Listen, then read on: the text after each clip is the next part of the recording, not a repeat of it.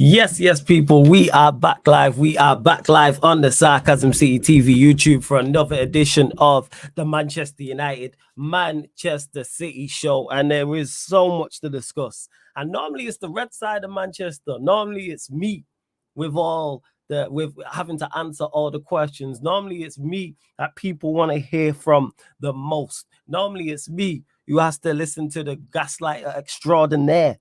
You know what I'm saying? The guy who wrote the book on gaslighting.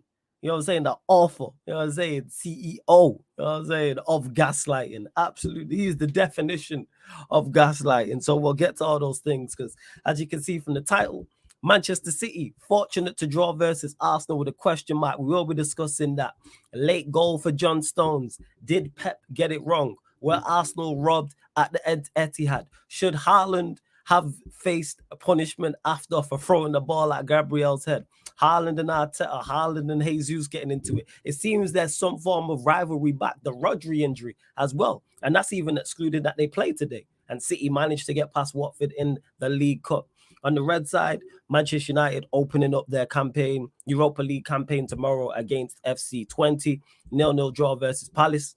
A new stadium could be on the horizon as well. Luke Shaw is going to be out, it seems.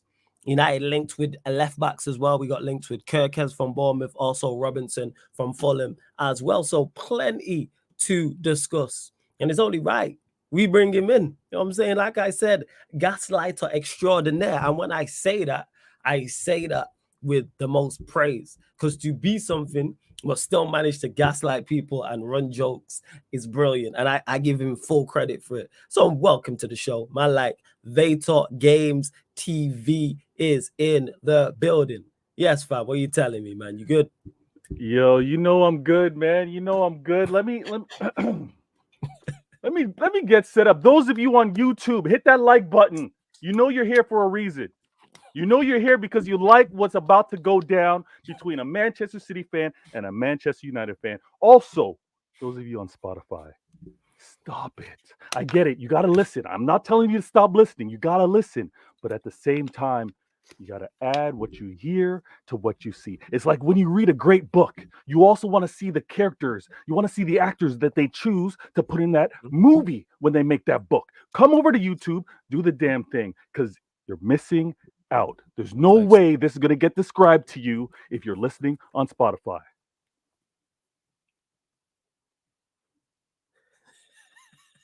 Take your time with it. Take your time with it. Take your time with it. I had to take my time. Flawless. Woo! You know what? They want to talk to me about celebrating a draw. You got it all wrong. Rivals, you got it all wrong. Arsenal fans, you got it all wrong. We took our time to crush your hearts. We took our time to just crush that mentality you think you're building. Take your time with it. Take your time with it. Listen, that's going to be my jam all season long. I can't wait. What did Gabrielle say? Wait until you come to the Emirates. Oh yeah, let me get the quotes. Let me get the quotes actually. Let me actually get Gabrielle's quotes. Let's get the quotes. Now I get Gabrielle's quote. I did my due diligence and got Gabrielle's quotes. Flawless goes out and gets those. As Flawless goes out and gets those. Let me remind you, we were not celebrating a draw. Listen, it's football. It's about emotions. We went up. Manchester City went up against the best defense in the Prem. You know what? Nah. Best defense in the world. I know you guys haven't won anything with it, but you got the best defense in the world. And when you set up to have a 1-goal lead against Manchester City, a man down, so I get the philosophy, I get the thinking. But when you set up to take off your star boy, I mean, I'm told he's your star boy. When you're told to take off your star boy, and you know what? He wasn't just your star boy that game. He was also your captain. By halftime, you said, "Captain, get off this pitch." No, we can't risk a mistake. Get off this pitch. Let me put on another defender. This is Mikel Arteta, your manager, and I've been saying this. Props to Mikel. Well-deserved contract extension. The man showing his quality once again. Facts. I agree. These are Gabriel's comments. So Gabriel Magalesh. We are waiting for Manchester City at our ground. Haaland, I don't remember what he did. It's normal. But anyway, congratulations. Battle, war, provocation is normal, and it's also part of the game. It's over now. I'm with that. I like that. Especially, you know what I like most? The last part. The battle, war, provocation is normal. It's also part of the game. Like, he's for it, and I'm all for that. But I let you respond. They said, wait till you come Emirates. He said, wait. So I have to take the watch out again. He said, wait. We got a theme going on. Gabrielle, troops. It's all about the time. He said, wait. So we going to wait. We going to wait when we come to Emirates. Okay, it's going to be another what? Round 2? It's going to be another match. That is all good. But get it right. Manchester City and its fans and its players, we were not celebrating a draw. Come on. A couple things were on the line. Undefeated streak at the Etihad. 47 games. Kept that going. Arsenal had a chance to break. The pride of Manchester City. That's why we celebrated as well. Being down a goal to, again, our title challengers. I know there's no rivalry. We don't look at Arsenal as rivals. But for this title chase, yeah, we're going to celebrate a late goal to tie and to crush you guys. Yes, we're celebrating it. 9 men in the box. 9 men in the box. And I'm not talking about low block. I'm not talking about just outside the 18. Everyone to a man was defending that 18-yard box and deeper. Partey had amazing headers to clear it out. He made a mistake, but he was good. Saliba and Gabrielle, they got exposed. Haaland scored. Supposedly, Haaland doesn't score in big games. Supposedly, he can't get a sniff when he plays against the best center backs in the world. You know what he did? What, less than 20 minutes? Goal, bang, easy. Pipe down again. I love these games against Arsenal. I love the results with regards to the season because they bark the loudest. For what? I never see these. Arsenal, I don't see these. You show me no armpits, but you can't keep quiet. So pipe down again. You didn't get the win that you expected. Another reason why you think City were celebrating a draw, they weren't. Celebrating a late goal because you know what it means? It means when you set up defensively for your dear life, when you turtle, when you just guard and block for an entire fight, still can't stop us from scoring. It still can't stop us from scoring. And when you choose, I actually don't like the phrase dark arts. I don't like it as a man of color myself. I don't like things being negative, being dark. But you want to use the dark arts and still can't get a result? You still can't get the win that you want? Raya humping on the ground every time he catches the ball to delay the game. Every time a ball gets put out of play, you guys what were they doing? Taking their time with it. Taking their time with it. You did that the entire game, and it came back to bite you. Because what did we end up doing? We used all of those extended times. We used all of that wasted time that you do. Oh, players going down with cramps still playing. Players going down with the cramps still playing. You did all of that. And you know what it did? The irony. Your delay of game is what gave us the extra time to score the goal. Deep that. You play straight up like a man. You play with courage and guts. The game's done. We don't win. You play like cowards, which Rodri and Silva have been telling you. You play like cowards, you get that type of result. So I'm happy. I'm happy because it just delays this a little longer. It delays everything a little longer because us City fans had to play that game to start with no KDB. Yes, Arsenal played that with no Odegaard, and I rate Odegaard. But when we have, and it shouldn't be an argument, but when we have Ballon d'Or nominee, I can't call him Ballon d'Or winner just yet. But when we have Rodri, and to a man, to a woman, you know what Rodri means to Manchester City. When the man plays, we don't lose. In a calendar year, that man did not suffer a loss. For club and country, he's a winner. He had to leave the pitch. You know why City fans and the City players celebrated scoring that goal is because we also did it without him. This game's about emotion. We're not robots as much as you want to talk about it. Okay? Yes, Haaland might be a cyborg, but that's not proven yet. We're not robots. Another thing that I want to point out with this game, which was so amazing, is that every rival, to the most part, believe that Arteta did it the only way he could have. Everyone says, what else could Arsenal have done?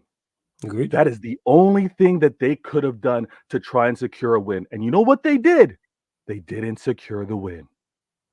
True. They did not secure the win. They did everything. Ask every rival. Shout out to Staffy and American Waffle. I was on the channel last night. Every panel member, with the exclusion of a winner in terms of Real Madrid, he's seen a lot of winning.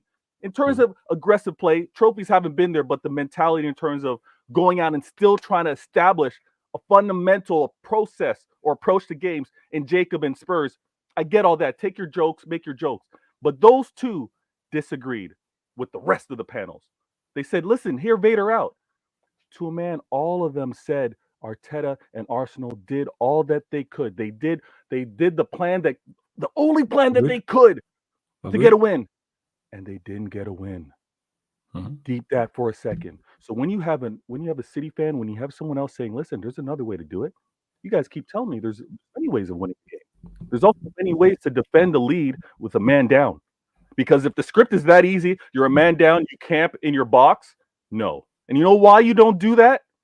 You don't do that because you're inviting possession to, again, and I gave props to Arsenal. Best defense in the Prem, probably in the world. You know what we are? You know what Manchester City is? You know, before the game, what I said is probably going to be defense against offense, defend, attack. Well, we just saw what happens. We just saw what happens when you have defense and attack. You get a draw. You're not going to get a win playing defensively. No, sir. You want the title? You go and get it. You flex on it. You don't just cower and say, oh, I'm going to wait for it to come to me. You go and take that thing. The thing is, though, go on, carry on. So the thing I want to point out is, you're on the road. Everyone said Arsenal had to do what they had to do. They had to do. That's exactly how I would have done it, is what I'm hearing rivals say. If I was a man down, that's what I would do. Listen, you're going to give Manchester City the best attacking club in the world? I know Liverpool tried to claim they got better attackers. Stop it. By a system, we have the best attack. Damn. All right? We have the best attack. You're going to surrender possession for 45 minutes. I like this veil. You like what? Go on, carry on. I like this type of veil when you be talking your shit. As much as I can't stand your club, I like this type of shit. Carry on as you were. All right. You know what? There's many levels to me. All right. There's many levels. This one right now, I just got to get off my chest. And the reason why this show works, and I'm gonna continue, Flawless. The reason why this show works is, listen, you let me get my bars off. 100%. We're both lyricists right here. You know what? Your time. Battle rappers, you got 2 minutes. Go. You give me my time to do it. Yeah, I do. So the thing I also want to point out, how are you, rival, saying Arteta did exactly what I would have done? I'm a man down. This is what I would have do. This is what you would do. You'd give Manchester City, you'd give Pep 45 plus minutes of possession. You're jokers. You are jokers. You don't see the game. There's a reason why they say, if I have the ball, you don't have a chance of scoring. You gave me the ball. You gave me 45 minutes to try and score. And if it wasn't for Raya, with some brilliant saves as well, if it wasn't for a defense that was dialed in, I'm not going to hate on it. You were smart to take off Saka. Bring on another defender. I'm not hating on that. But when it comes down to it, there were flaws, and you can point out the flaws at Manchester City. We're a man down. We should have won the game. Well, listen, you defended for your lives, and you should have kept that lead. You should have played differently. Possession is not, oh, you know what? We're just going to defend. Take the ball again. Kick it long. Take the ball again. You're giving me 45 plus minutes to try and score. Of course I was going to score. Of course it was going to result in at least a draw. This is Manchester City. It's in our DNA. Flawless hates this. Flawless hates the Aguero. Yeah. He hates that moment. Yeah, absolutely hates it. You know what it is? It's never giving up. It's flexing to the last second. That's what it is. And you gave us time to do that. I love the result. This is going to be revisited. This is going to be revisited. So enjoy this. Haven't lost the City for 4 or 5 games, whatever nonsense Arsenal fans are bragging about or having early trophies about. Take that. But I just saw your manager. I just saw your players defend for their lives and still couldn't stop me from scoring. I saw you resort to the dark arts. Again, I don't like that phrase, but I saw you resort to all kinds of means. And you know what? You still couldn't stop my club without Rodri and KDB. So we move. Advantage? Who? I'm saying it's stalemate right now. There's no advantage. There's no advantage City, no advantage Arsenal. Yeah, Rodri's gone. I'm saying 50-50. The league's up. Who wants it? Excuse Who wants me? The league's up for who? The league's up for everybody right now. Who wants it? I know I want it. I know I'm going for it. Yeah, all 20 teams want it. All 20 teams good enough to go and get it? No. All right, you know what I mean. I mean this three horse race. Yeah, race again. Hey, Vay, you see me and you here on Sarcasm City TV, also on Vaya Games TV as well. Make sure you subscribe. We don't have to sell the Premier League, so the Premier League have to sell it as a 2-horse race or a 3-horse race or 4-horse race. You know, I know. Anyone with 2 eyes and a brain knows. Even if Arsenal hold on and win that game, who's going to win the league? Let's not do this. Let's not do this. Someone asked me that. I was asked that before, and I was asked. Did someone ask me after? Yeah, I believe someone did ask me after as well. Or if Arsenal win the game, does it change your opinion on who wins the league? No. Whoa! That's awfully rude of Arsenal. Why wouldn't that change? Why would that? Because there's still 30. Even with the run, there's still 34 games. Wait, how many games we play? 5. We play 5 games now. There's still 33 games left to play. Yeah, right. So them wait. If they would have won, though, I wouldn't have changed my mind. If Arsenal would have won that game, you still wouldn't have changed your mind. No. He does not rate you. Arsenal. I don't rate Arsenal. I've said this. Me and you have had many discussions about this. Yeah, no, but that's awfully disrespectful. And you look good in that blue, by the way. Shout out to the blue, whoever your stylist is. Good choice. The thing that I want to point out is this: if they had won this game at the Etihad, breaking a 46-game undefeated streak, yeah, you'd have to come on. You'd have to give them a lot more favor to. No, I'd give them credit for the victory. And I thought that, well, and Arsenal fans, I'm not biased, and I've done it on this show. I've defended Liverpool, and I've praised Arsenal and defended Arsenal as well. Incredible win if they would have got it. Incredible victory. But would it have changed my mind in regards to them going on to win the league title? No. Because I didn't look at Arsenal and go, oh, them not beating. Even last season, them not beating City at the Etihad wasn't the reason they didn't win the league. That wasn't the reason why. Do you know what? They didn't beat Fulham home and away. That's why they didn't win the league. They didn't beat Villa at home. No, ain't no mentality thing. I'm not looking at Manchester. I'm not looking away because even when Manchester United, when we've played, we've been in title races with Manchester City. When we've been in title races with Liverpool. When we've been in title races with Arsenal. Very rarely, when I think about it now, in them winning seasons, did we go and win at the Etihad or go and win at the Emirates or /Highbury. Yeah, they've never been in a title race with us at the Emirates, at Highbury or Anfield, etc.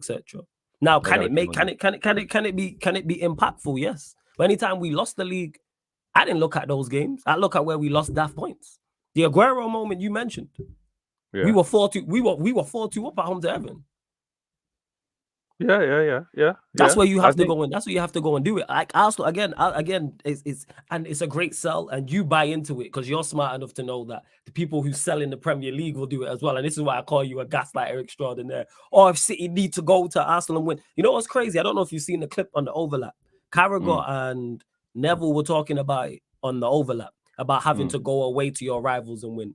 And Neville was like, "You need to go and do that," and Carragher was like, "Not necessarily." You played them twice. You have 36. You have 36 other league games. Arsenal did not lose the league last season because they didn't beat City at the Etihad. It's because they didn't beat Fulham home and away. It's because they didn't beat Aston Villa at home. It's because what we talking about here?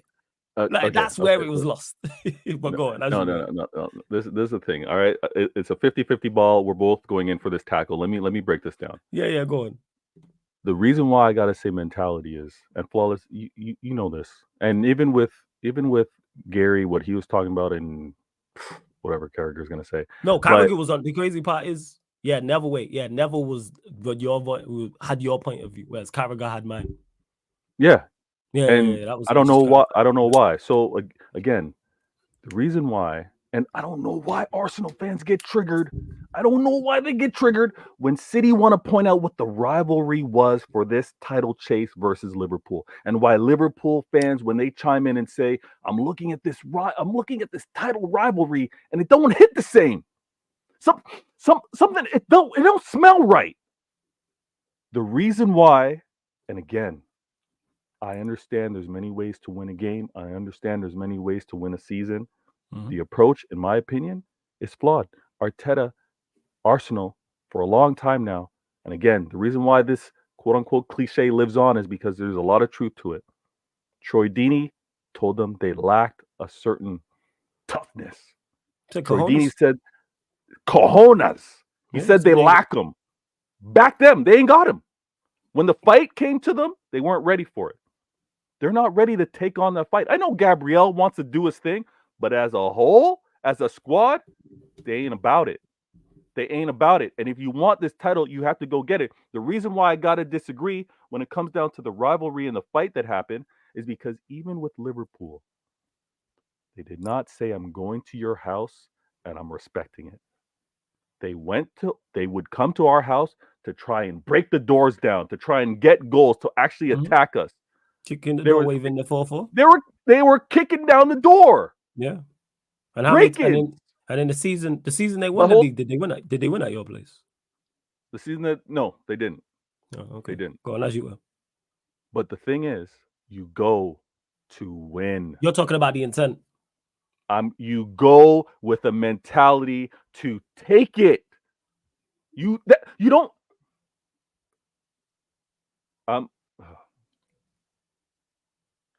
I've got a break. I got a break for a second. That's cool, man. Do your thing. You can apologize. Yeah, we go back to it. Don't worry about it, man. Don't worry about it. Veta will be back. I'm gonna add Veta's channel to the title, Veta Games TV. Veta will be back. Do not worry about that, because Veta has plenty more to say. He got you lot in the chat. Hilarious. But let me just clarify something to Hybrid Ultras. We're all for disagreement. Don't worry about the Manc accent, because there's football fans all over the world who support Arsenal, your football club, who don't have a London accent.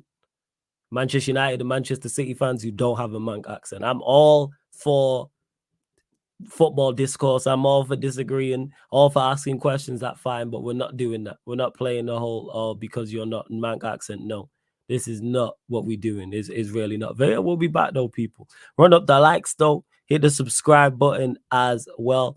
Big up to Charlie. 1 second, let me get to this. Big up to Charlie. He's been a member of the channel for 2 months, and he says, big up Floodbridge, the gaslighting Hovis giver. So for those that don't know, big up Charlie. Link for the memberships in the pinned comment as well. Jacob, United Spurs of America, was running a career mode on EAFC 25 last season with Spurs. I'm in the chat. Charlie's in the chat. Sunshine was there. TJ was there. Proper frauds in the chat. And Jacob was going to run it. He was debating whether to run on Legendary or run on World Class. I said, we run on Legendary. And he got confident enough to run on Legendary. Now, he got battered in the games. But I was just there to back him and give my brethren confidence to go and do that, man. See that? You lot don't have brethren in your life who will push you to be great. Now, sometimes you fall short. And he fell short. And yeah, it was entertaining. And yeah, it was funny. But I gave him the belief that he could go into his career mode and win matches and be successful. Don't drop down to World Class. Play Legendary. When me and Sheik do our career mode on EAFC 25, here it won't be on the YouTube, it'll be on the playback, and it will be on Sheik TV as well. Guess what? We gonna run it on Legendary. We ain't gonna run it on World Class or professional or semi-professional or amateur. No. Legendary. You strive to be the best. And that's what I did everyone was hating in the chat. Who was hating on the chat? I said, # Jacob, I trust. It was looking peak at moments, but I hope when he runs back the career mode, he runs it back again Legendary. So that's why he's calling me the gaslighter and Hovis giver and all this type of stuff. Hey, Sunshine, did I ruin him? Or did he ruin himself? Who was controlling the players? Who was holding the controller? Who was setting up the tactics? How did I ruin him? See what I'm saying? # blame flawless really is a thing. I'm not playing EAFC 25. Jacob is playing EAFC 25 on the United Spurs of America YouTube channel. And he's controlling the team. He's setting everything up. he's losing. Because I bet if we would have won, I wouldn't have got the praise though. Like when people try to blame me for Manchester United's bad results, let United draw or lose, I've been blamed for results. But when United win, I ain't get no praise. I ain't get no praise. I'm saying when we won the FA Cup last season, I ain't get no praise. When we won the Carabao Cup the season before, I ain't get no praise. And we beat Southampton and we beat Fulham this season, I didn't get no praise. What are we doing out here? But when it goes wrong, I get the blame. Look at this sunshine. She was watching. I ruined him. Absolutely, Barrio. No need to be a local. Yeah, I'm not with that. I'm not with that. Flawless, your new stadium looks like a pencil, a washing tablet. Thoughts from what I've seen on it's like the AI generator. It looks fine. Hey, you got two. Wait, who do you even support? AK? Because this ain't AK 4P. So who do you support before I even shoot back? Are you a City fan? Are you Arsenal fan? Chelsea, Liverpool? Who do you support before I even shoot back? This is crazy work from you, Flawless. LOL. How's it crazy work from me? But you lot get your questions in about Manchester United or Manchester City. I'll start the best questions. Don't worry about that, people. I will start the best questions. Really, coming from someone because they are not from Manchester, it's crazy. Because it's just lazy. Like, it's very, very lazy. I criticize and go back and forth with Vader all the time, but I never be like, oh, you don't have a Manc accent. Nah. Nonsense. Absolute nonsense. Flawless, it's because you finished 8th respectfully. If we finished, what do you mean? In what sense? Nah, Ak, who you support? State your case, rep your set. Nah, you know what I'm saying, Unc. You push your people. Exactly. I pushed Jacob to be great on that stream. And if he would have done bits in Legendary, guess what? He would be absolutely flying in terms of confidence. Now his confidence took a hit, but hey, we move. We bounce back, man. That's what it is. What do I always say when we play pro clubs, when we losing? We've been here before. Whether we 1-0 down, 2-0 down, whether we're on a losing streak, whether we're playing a good team and it's a playoff game, I'm like, we've been here before and won. You got to win 5 games in a row to get to the elite division. We've been here before. Anyone who watches the pro clubs on playback has heard me say these things countless times. My nephew plays in the team. Countless times you hear me say the same thing. This is nothing new whatsoever. We've been here before. Does it always work? No. Does it work more often than not? Yes. Because we're a very talented team. I've managed to assemble great, fantastic pro clubs players. Absolute crooks as personalities and individuals. I can't stand the vast majority of them. But pro club players, phenomenal. So I'm like, yeah, we're going to get it right. Every now and again, I try and steer the ship and be like, all right, man, let's put this together. See? Every session, say the same shit. Yeah, we've been there. More often than not, it works. Look at our record. That's why we have 2 teams in the top 1,000 on the game, but that's neither here nor there. Aguna Matata says, big up, Flawless keeps his fight. I appreciate it. I always say to you, Aguna Matata, big up. Gave him the pep talk for him to get battered. Yeah, it happened. Same way Pep gives City the pep talk. And did they perform well against Arsenal? No. They didn't perform well against Arsenal. But guess what? More often than not, what he'll say to them will work. That's why City have been so successful. This is why they're about to 5P. This is why they'll be in the last stages of the Champions League. This is why they will continue to win trophies under Pep. Because more often than not, what he says to them before the game, halftime, and on a day-to-day basis works. That's just what it is. But hey ho, my team slapped you. You're a Liverpool fan. I bet fairs. See that when you have big stadiums, you have these problems. You know, when you got a little matchbox stadium, like, you know what I'm saying? Like that's what it is. That's where the problems arise, man. When you got bigger stadiums, big problems and stuff, you know, like how it looks and stadium leaking. But when you got a little matchbox 50K stadium, this is all it is. You feel me? That's all. I've been here before more than giving compliments to individuals. I've heard we've been here before more than giving compliments to individuals in the team. Because we have. I don't compliment all of you lot because you lot would be just a whiling, but you lot know I said it. Phenomenal pro clubs play. Our pro clubs team is exceptional. The individuals, exceptional. As a team, exceptional. I'm blessed. I'm the worst player in the team. That's the level. You got to be better than me in whatever position you are on the pitch. Yeah, 60K, that's cute, man. Yeah, man, little matchbox, that's cute. 60K, man, it's cute. We got like 80, but hey, we move. Hey, big up Sheik. Make sure you subscribe to Sheik TV as well. You lot didn't know Anfield was a matchbox. Crazy. I'm surprised, man. But you know, here we are. Lovely city though, Liverpool. Anfield's a dump, but lovely city, Liverpool. I love it for true. Where was we at? What was we talking about? Yeah, questions in about United because someone mentioned about the stadium.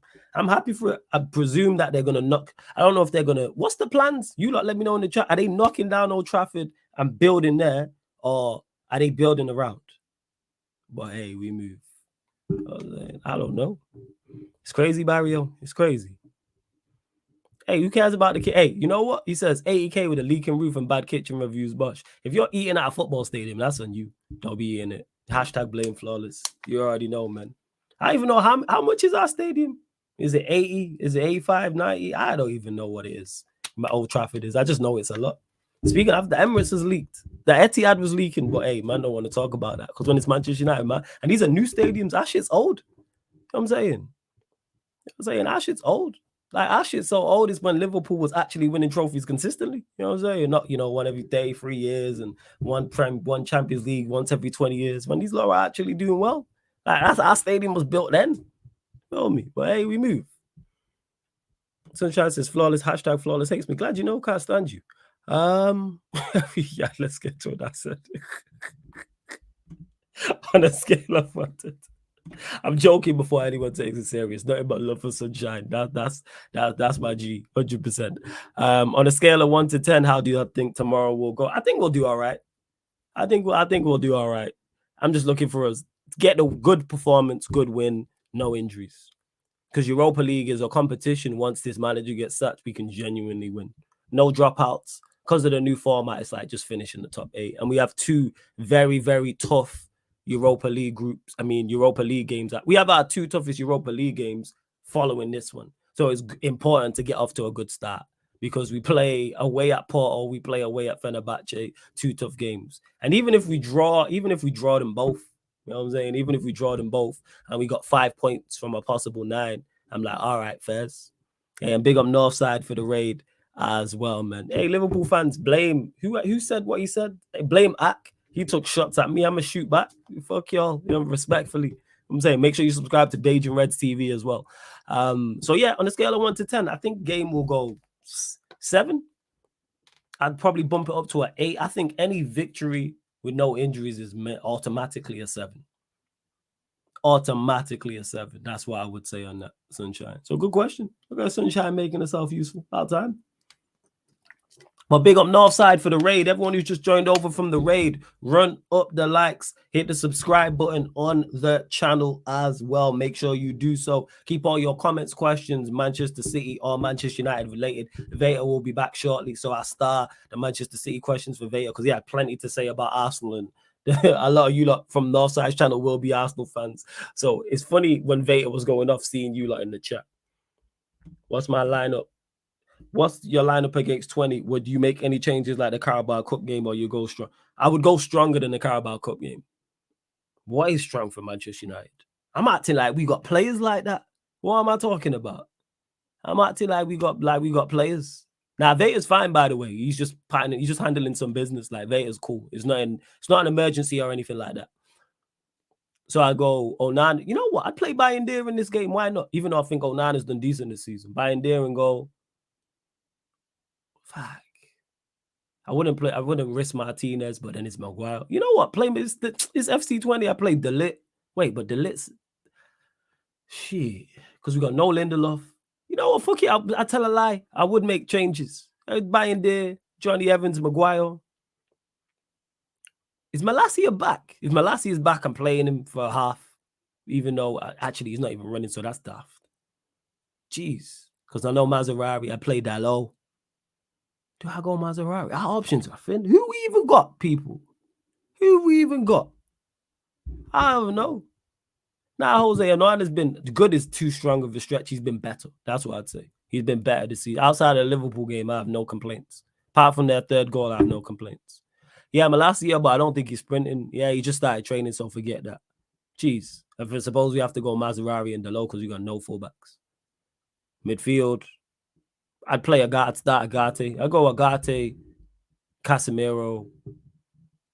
Fuck. No, I play Collier in there. Why not?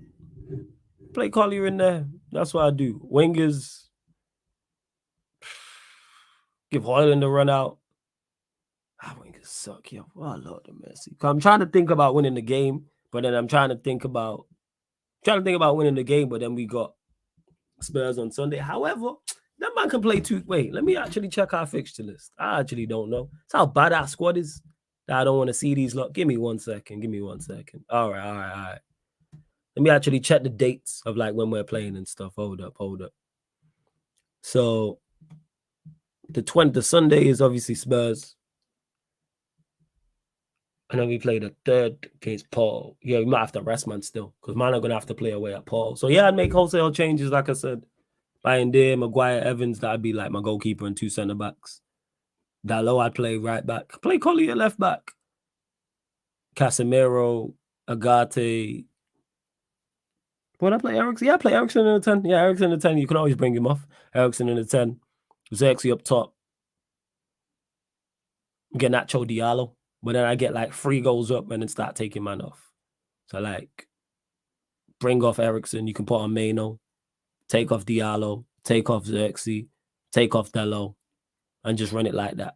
That's what I would say. Because I was looking there, not only do we play Spurs on Sunday, and then the following Thursday we play Porto. And that's going to have to be the same team. That's going to have to be. You can't go and play Porto and play Maguire and Evans out there. And no. With that being said, Casemiro and Agate, that's probably a game that suits those two as well. So, yeah, I would change the lineup against 20, 100%. Alex says, look at flawless stressing playing in the Europa League. I'm stressing playing against anybody. I'm stressing playing in the Carabao Cup.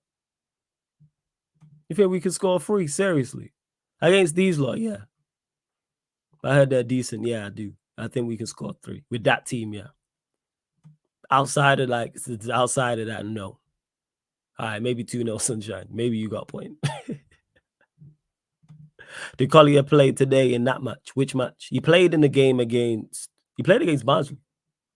Played against Barnsley. Yep. Anything but Bruno. I hear it. Yeah. That's pretty much it. But then again, I probably would play Bruno in this game because I'm not trying to see him in the following 2. So I wouldn't play Eriksen. I'd play Bruno. But then I'm trying to win the game. So I don't know. I don't know. Thoughts on your new players' performances so far? Delit, Xerxes, Maserati, and Agate. 3 of them, because Agate's barely played, but when he's played, he's done okay. The other 3 have been 3 of the shining lights in what has been a very, very bleak season. Delit, I got that one completely wrong so far. Like I wasn't against Delit, but I wasn't convinced. Maserati, I was another one, super efficient.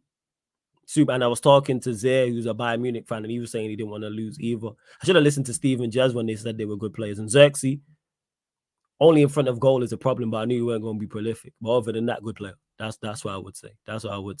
Welcome back, my life. Vader in the building. Yes, Vader, man. What we saying, man? Yeah. I'm good. You know what? In the middle of work, kids had to take a little break, but I'm here, man. I'm here, and I was in mid flow. You know what I mean? Mid flow, and you're a lyricist yourself, so when you got bars to just get off your chest, it's cool. Listen, do your thing. The last thing I want to talk about, and apologies on the amount of time away, but this episode is all about time, right? So we're gonna keep consistent with the theme. Thank you all for being patient and taking your time with it. Now, listen. This league, when we were talking about is it wide open, who has chances at winning and who don't, again, I'm not trying to sell the Prem. I don't need to sell the Prem. We all know the Prem's the Prem. No, you ain't trying to sell the Prem. No. You smarter than that. You are not trying to sell the Prem. You're just trying to gas people up. That's all you're trying to do. I don't respect it. I do the same thing. I'm just honest about it. Let's see. Pause. No, this is. Let me pose a question to all of you in the chat. I'm gonna be real with you, but I'm posing a hypothetical. But just take a second. If those of you on Spotify, I don't know, take a second, go over to YouTube, support my man, Sarcasm City TV. And while you're doing that, go into the description, find out where Vader Games TV is, hit the like button. Not to hit the like button, hit the subscribe button. Help me with the numbers. Let's get this going. But this is what I want to point out, Flawless. Go on. As I recline here and I sit back in the chair, Spotify, you're not able to see it, but YouTube, you're able to see it. Sorry, this comment made me laugh. This comment made me laugh. You know? Big old Cameron, he says these two are wind-up merchants, but he said it, I can tell just by the way he typed it. He just fed up. You know what I'm saying? The way he said it, just sounds fed up. Cameron, I could be wrong, yeah, but it just sounds funny. This is hit me. This is good. That's crazy. That's crazy. You said these two are wind-up merchants. Sometimes you do that. Sometimes you're trying to get people charged up. This case is just about. Listen, I got a few things to get off my chest. I'm not trying to wind anybody up. But what I want to talk about is this league, winning this league, flawless. You know this. You don't always have to be the best team to do it. No. You don't always have to be the best team to do it. So when others want to say this title chase is kind of wide open, there's opportunities for Arsenal realistically because they've competed for it the last 2 seasons. They were only 2 points off last year. We got Liverpool with the squad, with the players that they want to talk about. Listen, when you have the drop off of a Rodri and any rival that wants to downplay it, and then they want to say, well, we'll see. We've seen City do it with no striker. We've seen City do it. Yes, you have, but this is also many years later. These players are older. This is a mix where you don't have David Silva anymore. You have 4 or 5 years older Gundogan who may have carried it. Yeah, you only got Foden and Haaland and Bernardo Silva and Savinho. I hear you, man. Major drop off. I get you. Savinho year 1. Yeah, Savinho year 1. But hey, you back in Doku year 2, so I can back Savinho year 1. I'm back in Doku year. This is year 2, of course. Yeah, that's what I'm saying. I'm saying I'm back in. You're still back in Doku year 2, so I can back Savinho year 1. Those of you on Spotify, listen. The reason why I back Doku is because Doku's that guy. Just today, he was able to get a goal. You know, he's going to be. I don't think he's going to be scoring like that, but he's going to be giving those assists. Let's not disrespect Doku. Let's understand that he's got crazy potential, and I see it early. My eyes. I got 4. On Spotify, you can't see this. You can't see. You don't know this. I got 4. I got glasses and my eyes. I got 4 eyes. I see things better than you. Yeah, it's just mathematics. So so did Doc Ock. You know what I'm saying? He still tried to take over the world, but we moved. You know what I'm saying? Just saying. Yeah, he was a genius scientist. Now, the thing that I want to point out when it comes down to this league, it is wide open. It is wide open with Rodri, Ballon d'Or nominee, falling out of my club. It is wide open when last season, when I was able to do my thing without a Holland, I had Julian Alvarez.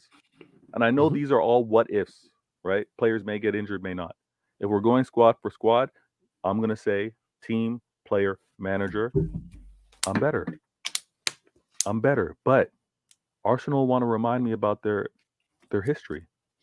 Arsenal want to remind me about all the titles that they've won. They want to point out that they've won 13. They want to point out all their FA Cups. They want to point out that they have so many more trophies than me. So this heritage that they have as a club, that must be some type of advantage. Why do you keep talking about it? That must be something to sway things. Your fan base is bigger. That must be more support, more ability to go after this title. Where are all these things you brag about if they don't equate to winning a trophy? Don't equate to winning a trophy, then pipe down. It means nothing. Why do you remind me of it? This season, if I look at no Rodri, if I look at what they've been doing the last couple seasons, if I look at Liverpool and how their fan base continuously move like underdogs, last year it was a 3-horse race. This season, I would assume it's going to be another 3-horse race with no Rodri. So we're going to move. We'll see what happens. The confidence that I have is a manager that's done it before, players that have done it before, the motivation to want to get 5. This is what's wild, flawless. Those of you on Spotify, those of you just tuning in for the first time, I know there's an incredible history within the English Premier League, and even before it became the Prem. Yeah. This 5, I can't erase. I can't ignore the motivation of every rival not wanting this to happen. You being one of them. Yeah, nobody wants to win a 5. Yeah, I don't want you lot to 5-peat. That's facts. I can't stand you lot. I don't want you lot to 5-peat. But I also don't want Arsenal to win the league. Let me just add that in and clarify as well. You got to pick. No, I don't. It's going to be one of us too, flawless. Unfortunately, yeah, and the fact that they're the options is why I've writ off this season. You got to pick though. You got to pick one. I don't have to pick. Oh, you're just going to be on the sidelines. You're not going to want one. I'm just hoping it gets voided. You know what I'm saying? Void the shit. You know what I'm saying? I hope it gets canceled. Well, that's another thing that's over my club. That's another energy that I got to fight against. This 115, it's happening right now. This is week 2 of it. Can't be ignored. And hey, I'm supposed to hear about us suing the league. That's supposed to be coming out later on this week or early next week. I'm looking very forward to that. We'll talk about that on another show. But if you want to say this is still City's league, I'm not going to fight you on it. Yeah, no, If Arsenal fans right. want to feel confident, You know I'm right. I know I'm right. Anyone with 2 eyes and a brain will know that I'm right, that the league is still your lot. No one ain't outside of people who support those clubs, or outside of anyone who supports Arsenal or supports Liverpool, nobody else has either of those 2 clubs winning the league. It's only Liverpool fans who think Liverpool will win this league. It's only Arsenal fans who think Arsenal. Okay, we'll use Leicester because you mentioned a point. A weak Chelsea were able to do it. There's always exceptions to the rule. There's always exceptions, but for the most part, in the Premier League era, Leicester, and we'll include Blackburn in this. I know you just mentioned you don't have to. You made a great point. You don't have to be the best team to win the league. That I agree. Yeah. But you know what you need to be an exceptional team. Something Arsenal are not. Wait. How do you go for not being the best to you need to be? Because you can be an exceptional team, but still be the second best team in the league. And you don't think Arsenal are not an exceptional team, no. Oh. They're not an exceptional team. I've said this. Arsenal are not an exceptional team. They don't have an exceptional manager. They're not an exceptional team. Defensively, that's it. Defensively, A1. Defensively, best team in the league, arguably the best team in Europe. I don't watch all other top teams in Europe to say for definite in Europe. However, in the league, from a defensive standpoint, exceptional. That is it. Okay. Midfield, not good enough. Attack, average. So, what are we doing? Let me also say this. Arsenal, there's no hatred here. Let me be real. If there's any Arsenal fans in the chat, there's no hatred here. I have no reason to hate you. All right? There's no reason for us to have beef. We both want the same thing. We're both going after the trophy, right? But I have no reason. Now that beef is well on, man. Gabriel Magalhaes said, "Wait till you come to our ground." Your star striker was telling Arteta, "Be humble." And rightfully so. Rightfully so. Listen, you think Arteta? What you think Arteta was being arrogant? Arteta's a joker, though. Arteta's a joker in terms of like his sideline antics. Like his sideline antics are just off the chart, and he's been called out for it before. I'm not the first one to do it. Like, so what did he do? What do you think it is him being arrogant? I think how he was conducting himself, and this is something we don't necessarily see when we're watching it, because on the screen they don't always show what's happening in the coach's box. But for those that attend the game, he's overly animated. He's overly like in not necessarily in the face, but like you can sense that body language. Like I own this place. I own you. Oh, you guys thought I was intimidated to come to the Etihad. He had that type of energy. Is what came back to me. And those of you in the chat that say, what does Vader have to say? This Canadian out here in Toronto, what does he know about Manchester? What does he know about football? You can have that opinion, and I can have mine. I don't challenge you when you want to talk about NBA or NFL, right? So I'm not with that. Yeah. That's right? why I told, as you was gone, I told someone in the chat was talking that rubbish, and I'm like, we're not doing that here. I said, me and Vader would debate many things, but I'll never be like, oh, you don't have a Mac accent, so you can't. Nonsense. Lazy. Very lazy argument, and don't tolerate that here whatsoever. We're not going with that. And if they want to move with that, they can move with that. I'm not just not here. I'm not. Yeah, exactly. Just not here like that. I don't tolerate that here. Somewhere else. Yeah. Now we're not dealing with that here. What I want to try to also do, and I might have to adjust this to be honest with you. Those of you on Spotify, you're missing out. You're seriously missing out because there's not amazing audio. I mean, flawless. He spits. He's a lyricist, so you're obviously enjoying what you're hearing, but you're not seeing everything. And big up to Sunshine, who said, "I love how Vader always addresses Spotify like other audio platforms don't exist." Big up to all the audio listeners, though. Shout out to Sunshine. I'm trying to get you that Spotify check. All right, I appreciate it, man. I appreciate that. I'm trying to get that Spotify check. You relax on this hustle right now. Always hating. She's always hating. Now, she's always hating. Big hail.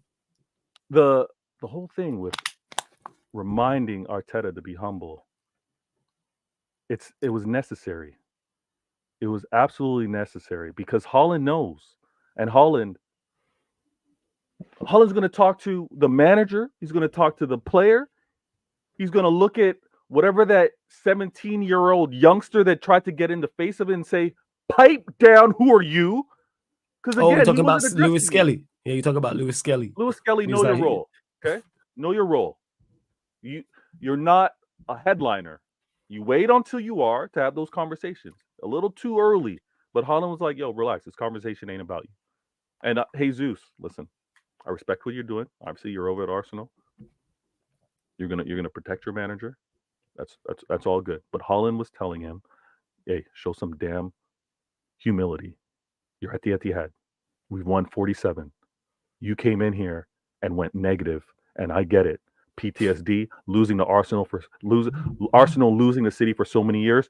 That's going to have some ramifications. That's going to create some scars, and the scars are, I can't play my style of football. A man down, I can't even risk it. You know what?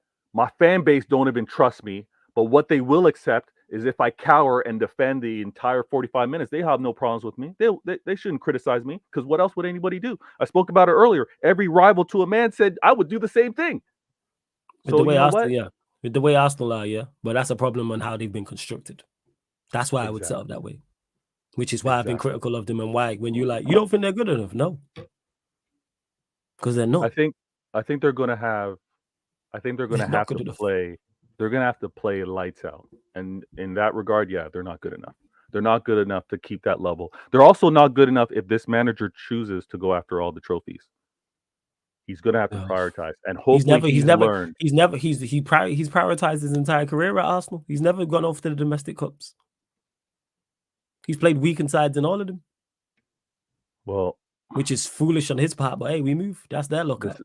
This is going to hurt. It's going to hurt even more, because the most trophy winningest manager, shout out to you, by the way, has made what Arteta's done the last 2 seasons look very bad. Look very bad. I hear Sunshine all the time crying, and last week's show was so fitting, Flawless. I'm not a prophet. I'm not a prophet. I'm not from the future. I don't have any. I don't have any cards. I can't read any of that in the future. But what was I talking last episode about? This generation of football analysts. What's happened with this generation? All the Instagrams, all the microwave cooking, all the Uber Eats. The toughness is gone. Everyone is crying. This week, after this result, the crying was epic. The crying was absolutely amazing. You're talking about Arsenal fans here in particular, because they were robbed. They were robbed. Because they were robbed. The fact that they used that description, they were robbed. Robbed of what? Robbed the 3 points. Trossard shouldn't have got sent off. That's according to some Arsenal fans. Oh my! Listen, I love the emotions that Arsenal fans have, because it makes for great entertainment. It makes for a fantastic season. Oh yeah, it's beautiful. There's no fan base more emotional than Arsenal fans. I don't know if it's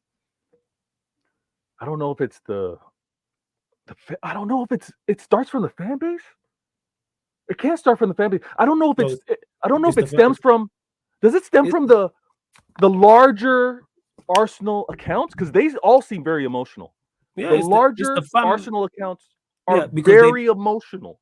Yeah, because they don't want to hold their favorite players and their manager accountable. So let's blame the referee. That's what it is.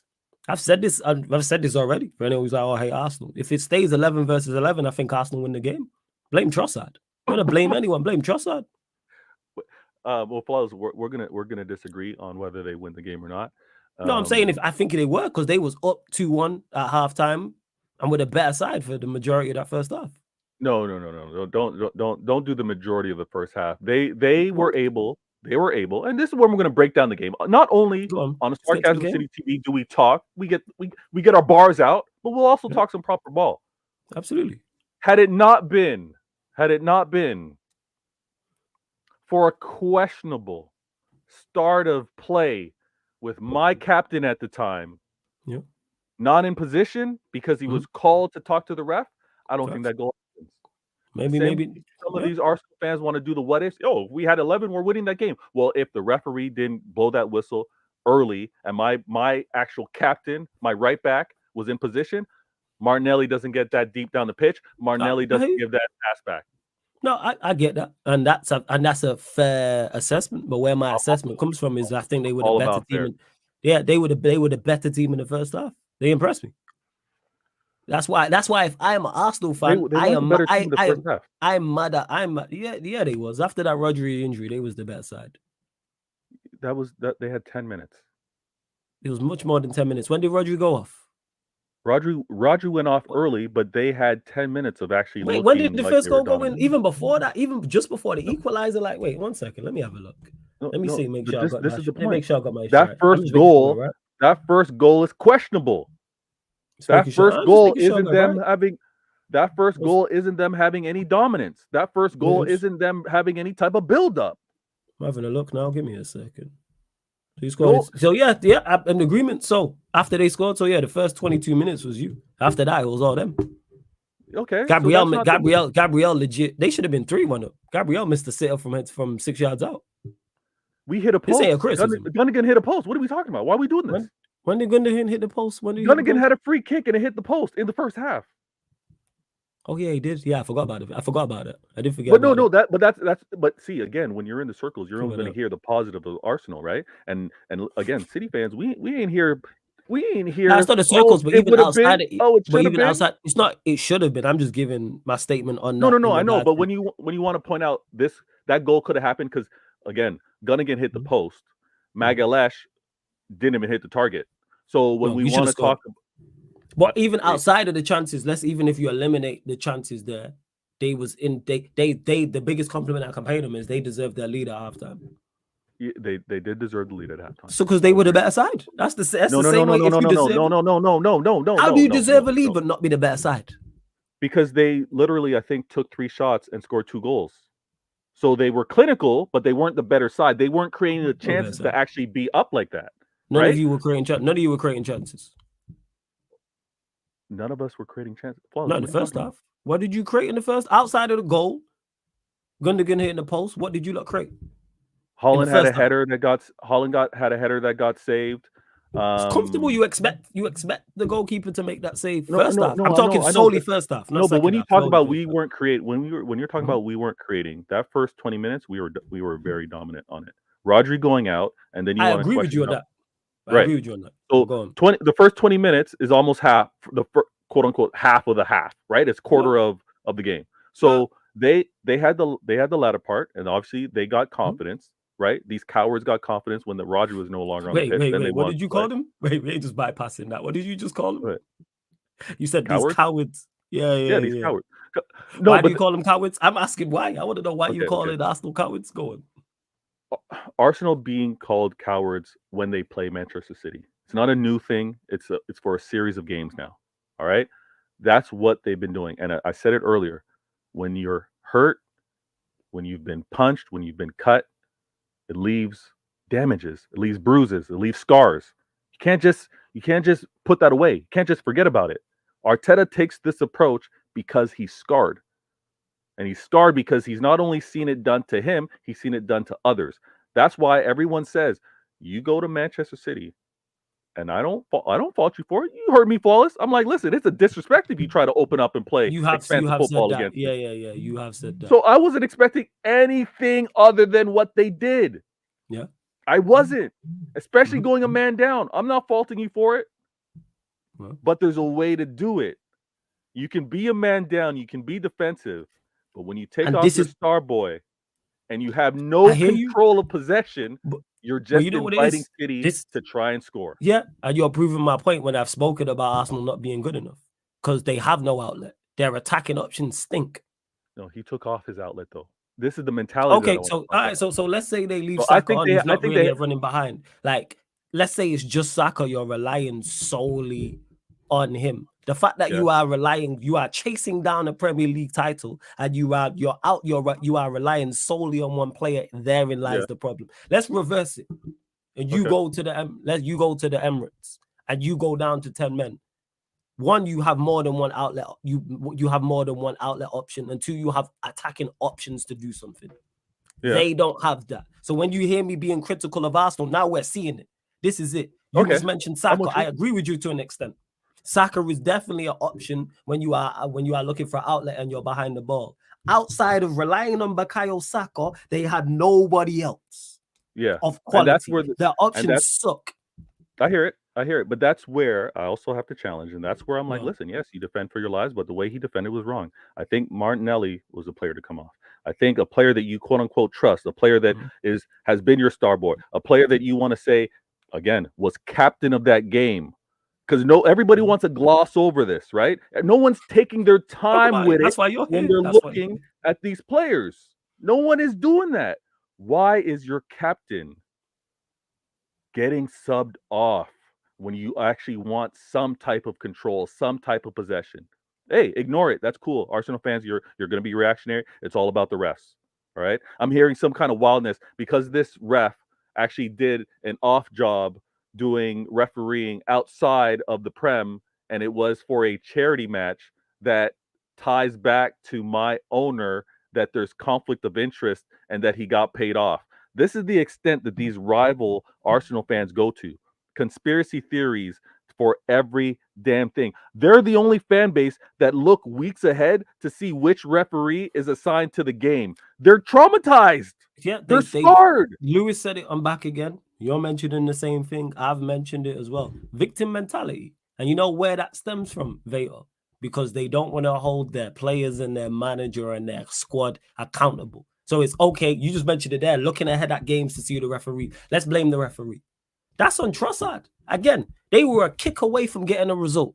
They were a kick away from getting a win. To me, if Trossard stays on, they get the win. Whether that would have happened or not, who knows? I'm just saying, when I look at a law of averages and go, you are literally one kick away from winning the game. If you have 11 men, you probably win the game. I say this. You know who I'm blaming? Trossard. That's on you. Two stupid yellow cards.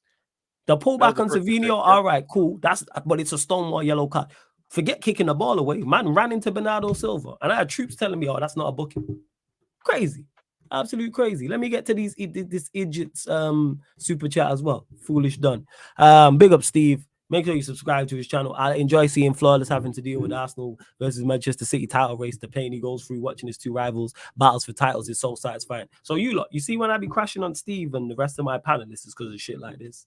So yeah, what a trophy for Strasbourg, mate. You know what I'm saying? That's what I'd say. But big up, Steve. Subscribe to his channel as well. Make sure you subscribe to Veta Games TV. Veta will be back in 5 minutes. Subscribe to his channel. Links in the title. Veta Games TV. Go subscribe. Veta Games TV. Steve, big up for the super chat as well. You lot continue to get your questions in. Big up, Flawless. What's the scene, my brother? Respect to the general. Big up every single time. He's not American. He's Canadian. Can we please stop mentioning where man's from? Because that has nothing to do with nothing. Please. Thank you. Nothing to do with anything. So please stop mentioning where Veta's from. For those that don't know, he's not American. He is indeed Canadian. It's not the same thing. Just to clarify. Just joined. Where's the gaslight meter at? Kind of low because Veta just been crashing on Arsenal. Normally he'd be bigging them up. But more often, for the most part, in a long time, I actually agree with him for the vast majority of what he said. Obviously, he disagreed with me on Arsenal winning the game. But other than Arsenal, Arsenal would have won the game, I believe, if Trossard stays on. But this is just proving my point. Like, when people have heard me talk on my platform and many other platforms about Arsenal not being good enough, you see it now. The fact that Saka was your only option is terrible. Martinelli not good enough. Havertz not good enough. Sterling, shock signing. Jesus not good enough. That's your four over attacking players. Odegaard, of course, got injured. Who else is there? Why is that? If you roll reverse it and City are a goal down, City are a goal up at the Emirates, but are down to 10 men, they have options off the bench and options on the pitch as outlet. Arsenal did the right thing in terms of defending, but you need an outlet. I said it in the game, on the watch along, on the playback. You can't just keep giving the ball up to a team the quality of Manchester City. Eventually they'll get you, and they did. And City weren't even at their best. City were not even at their best during the game. Like Kaneki made the point. Pep did everything in his power pretty much to give Arsenal the game, and they still couldn't do it. But you can't keep giving the ball up to a team of that quality, even on an off day, because eventually they'll get you. That man brought Foden and Grealish off the bench. Should have joined earlier, yes. Why you're playing Doku against 10 men, I don't know. When a team sat in a low block, that's not his game.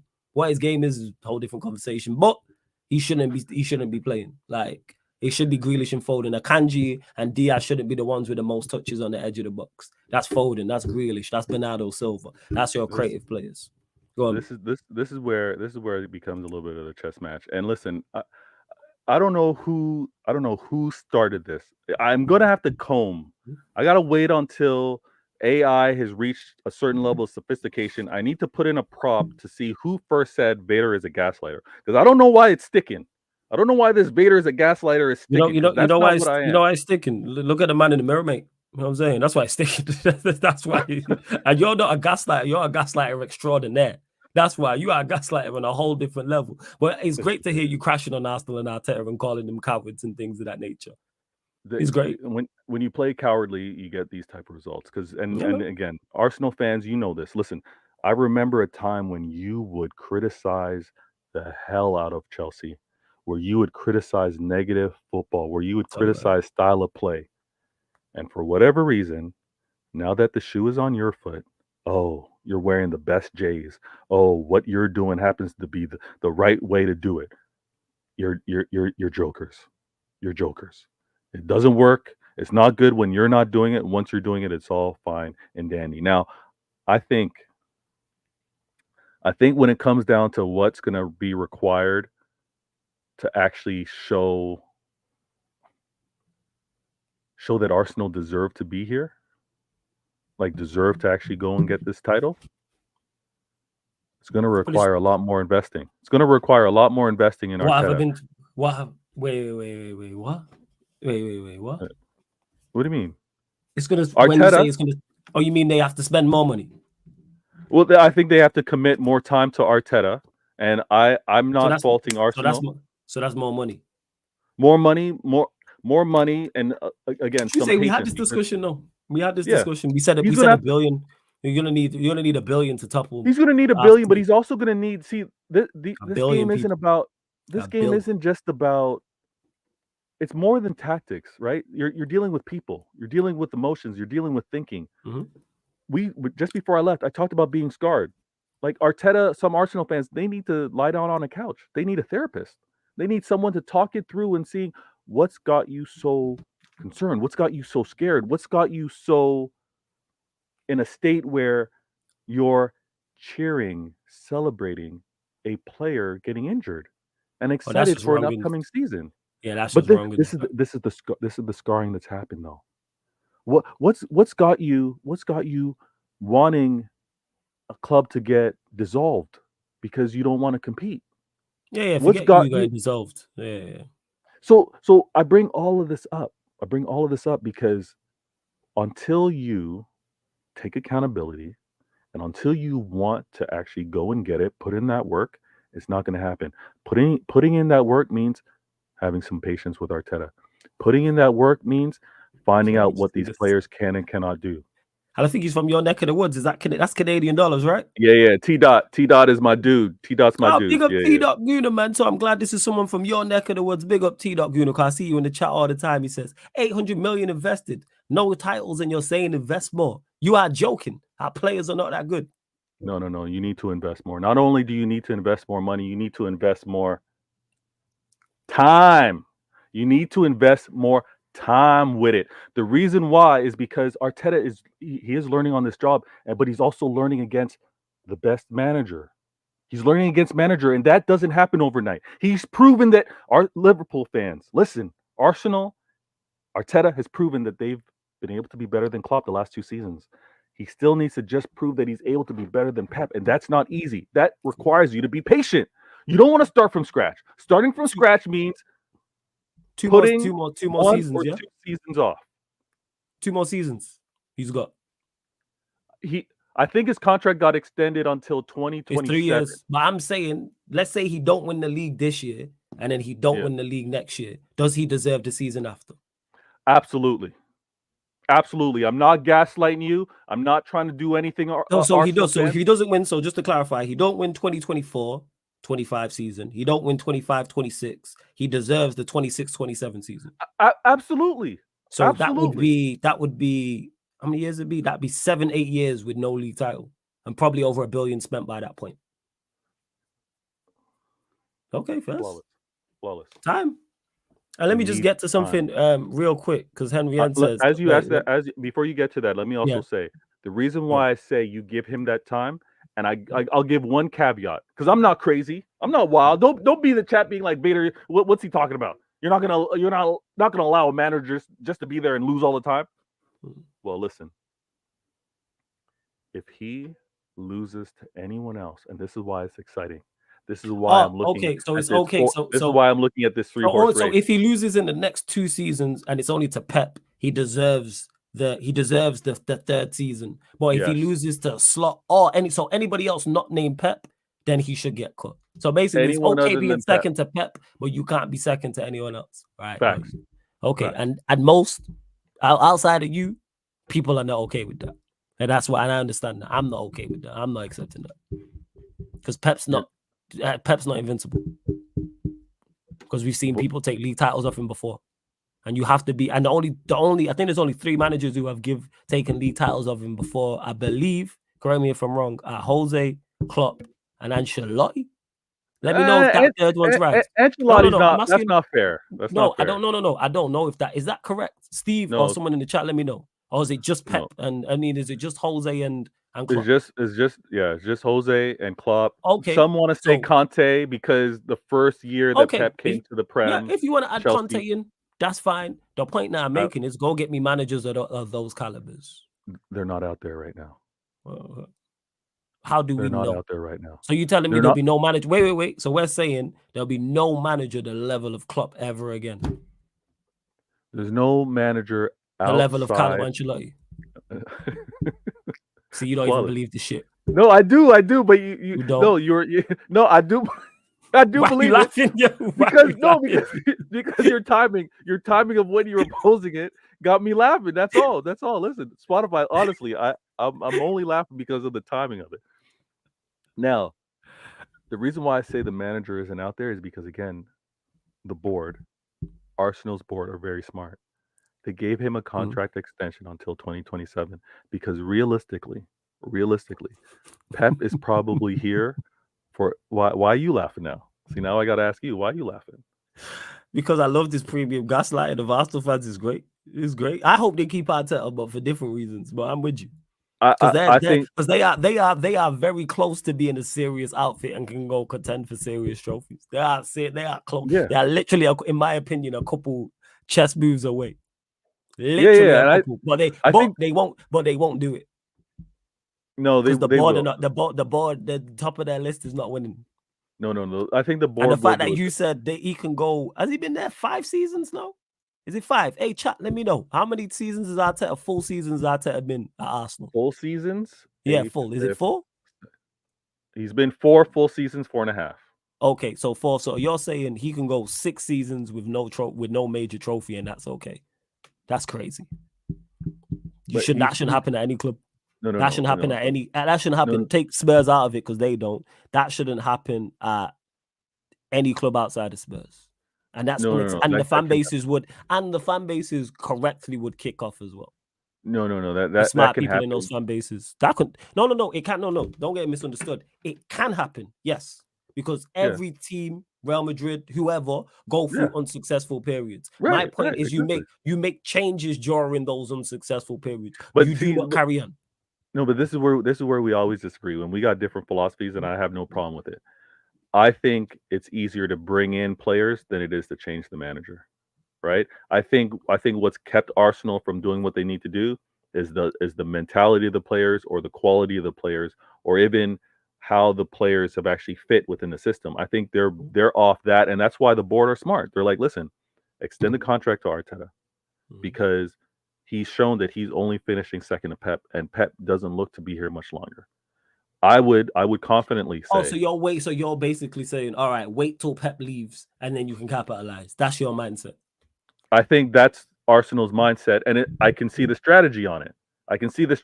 Because he's only second. And let me get to hold that thought. Let me just get to saying in the trap. To Henry, who says Flawless still running for me. Who are you? How am I running from you? And you said, try to bad me up by blocking me. Why would I give him clout? You're in the chat. So how are you blocked? What are you talking about? Someone explain it. How are you blocked and you're in my chat? And I've got know. your comment on the screen. I don't even know who you are. Who am I running from? Do you have a channel and I don't know about it? Who am I running from? Who am I scared of talking football with? We're talking football. We ain't going to war. This is football we're talking about. What are we doing here? Sorry to cut you off, Beta Full Flow. I seen him in the chat. Right. Block me on other accounts because you was probably in the chat talking rubbish. So if that's the case, why are you in my chat? If you don't want to debate on stream, why are you here in my chat? You don't want to debate on stream. You were timed why out. are you in my chat? Nah, you would have got blocked off another account because he was talking rubbish and that. If you don't, if you don't want to debate me on stream, why are you in my chat right now? It's 5 to 1 it's 12:55 a.m. in the morning. I presume you might be on UK time, maybe not. Why are you here? If I'm all these things that you say you are, and I'm scared to debate you, which is crazy because I don't even know who you are, why are you in my chat? You know what I'm saying? Okay, you know what I'm saying? Like, so go away then, Henry. You know what I'm saying? Why are you on the channel of someone you don't rate? Make that make sense. Sorry to cut you off, Vader, but we'll get back to it as well. Why would you do that? This is crazy mindset to me. I'm saying I'm running from him. Nah, it's not no beef. No. It ain't no beef. I'm running from him, but he in my chat. You know what I'm saying? I don't get it. I have terrible opinions, but he in my chat. What are we doing out here? Like, that's why I pulled this up. This guy was in the chat saying 5-6 comments. He said, your Doku opinions is bad, but Doku opinions absolutely terrible, man. But going 7 years without a trophy because his Pep is fine. But as I was saying, I'm not people. But you don't want to debate me, but you'll debate me now. Like, all right, cool. You know what I'm saying? Yeah, Kaneki blocked you. I didn't even know Kaneki was in the chat. Hey, hold that. But we moved. Sorry, back to it as well. No. It's all good. It's all good. Back to it. I'm not saying that this is Vader managing Arsenal and this is what he would do with Arteta. I'm saying I can see the strategy of the board saying, you know what? He's proven to be better than everybody else but Pep. If it weren't for Manchester City, if it weren't for Pep, United fans, Liverpool fans, Spurs fans, Chelsea fans would have had 2 years of disaster. Would have had 2 miserable years. Would have had 2 didn't want to be outside carnivals if Arsenal had won the last 2 seasons. But they didn't. And Arsenal and Arteta are only losers because of Manchester City. And I know Kaneki blocked him. Hey, Henry, I unblocked you. If you don't want to do it on my channel, you're cool with Steve. We'll go on Steve's channel. We'll go on Strasbourg Steve's channel. Hey, Steve, you cool with that? Sorry to cut you off again, Vader. If you're still there, Henry, we can debate on Steve's channel. Steve, is that okay? If Strasbourg Steve says, yeah, we can run it. I said, I'm running. Right there. I'm running. I'm scared of what exactly? Like, what am I? That's what I want to know. What am I scared of exactly? Yeah, you picked the wrong one, Henry.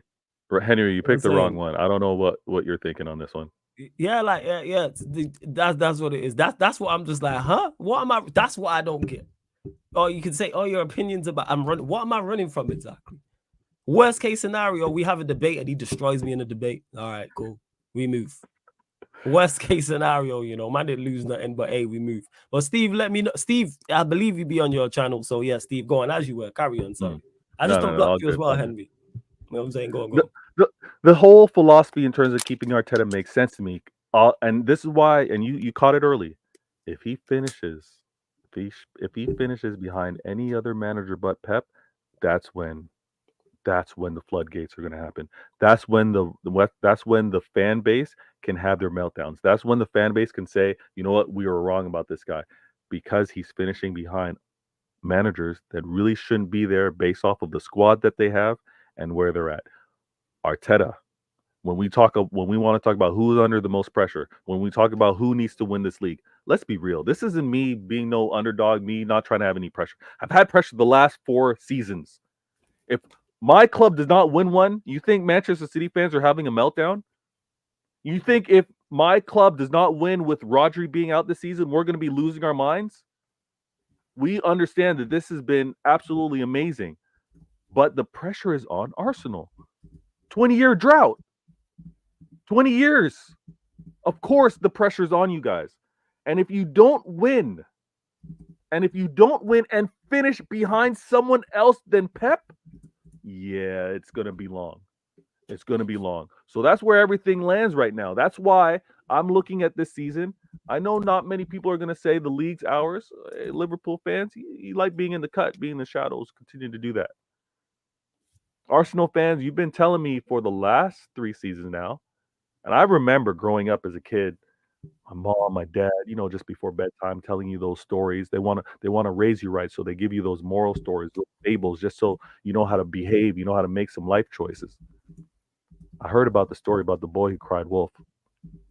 There's only a certain amount of times where you can run to the village and say wolf, wolf, wolf, and everybody's going to believe you. You've been running around for the last 2 seasons, running around every damn day telling everybody you're winning the league. Wait, who's been saying that though? Who's been saying that?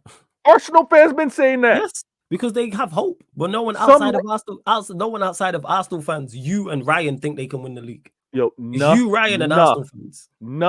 Enough Liverpool fans last season and this season want to say that Arsenal are winning it. Arsenal are more in position to win it than they are. They are. Arsenal are a better side than them. I have Arsenal second.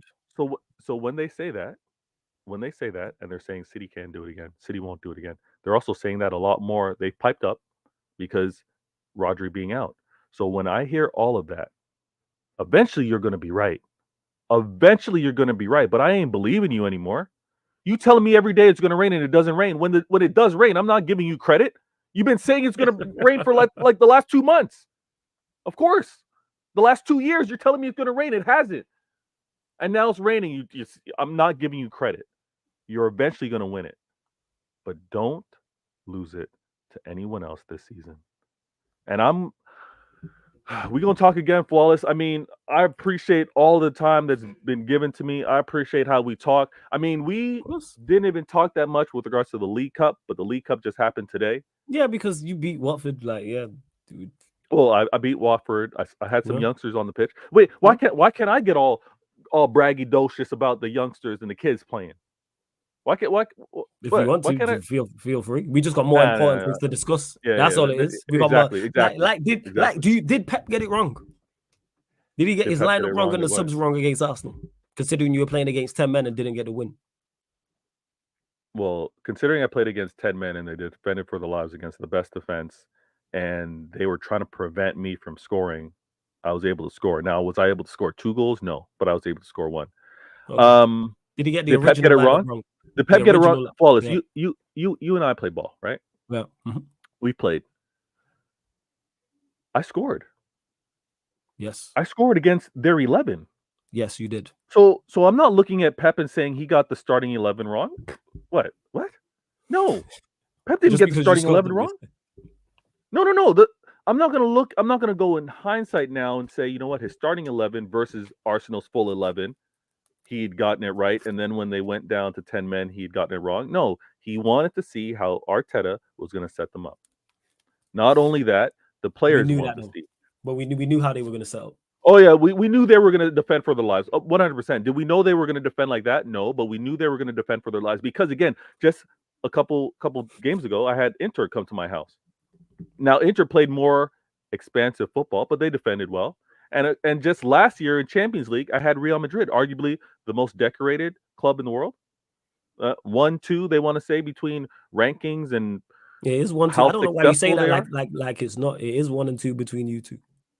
No, I'm just saying 1 or 2 interchange. Who's 1, who's 2? But Real Madrid, it does. Real Madrid came to my house, Wallace. They came to my house, knocked on the door, waited for me to say who is it. Mm-hmm. Said doors open, come in. They came in. Waited for me to get to the foyer, took their shoes off, and showed respect. They defended for their lives, going for penalties. I didn't expect anything different from Arteta. Once he went a man down, had they had 11 men, they were still going to go. So you were happy with the lineup then? You were happy with the lineup, the City lineup? Yeah, I was happy. I was happy with the lineup, but I was surprised. I thought I would have seen Foden instead of Savinho. Instead of no. Gundo. I thought I would have seen instead of Gundogan.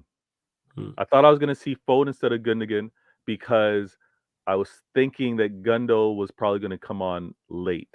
Gundo was going to be that kind of after the game kind of plays out, one of those. But again, he could have played. He could have not started Savinho. He could have played Bernardo out on that. There's a lot of things he could have done. I wasn't upset with that 11. However, when you then see the second half and him subbing off their star boy captain for another defender, then you're like, okay, well, Pep, you gotta rethink this. Should he have put on Grealish and Foden earlier in the second half? No.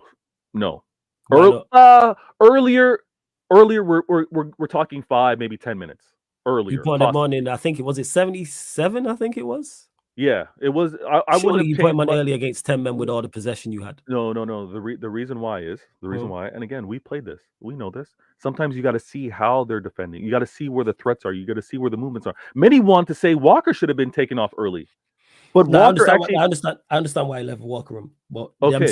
them subs were terrible by Pep. So we can do all of this after the fact, the subs being terrible. But again, when he made the subs, you saw impact because Grealish being subbed on at the time. A few more tired legs, a few more seeing the plays of the patterns of play. And then you saw Grealish, who was, again, the hockey assist. He was the assist before the assist because what he did with the quick corner resulted in that pass going across and Johnny Stones getting that goal, right? It's in our DNA, Arsenal. Hey, we don't stress when this is up. Just like, you know what? It's so fitting. It's so poetic. Just like Truth was saying, we took our time with it. Take your time with it. Take your time with it. That needs to be remixed. You know how they were, that trend when they used to make those auto tune tunes? Yeah, someone gonna do it. Yeah, we need to see that. Now, you can question Pep's subs. You can question whether he should have done things sooner. But at the same time, where's the questioning of Arteta? Oh, Arteta wanted that win. Arteta wanted that win. But I think both managers were trying to do their own chess moves. We're trying to outdo it. Because I think it's funny enough.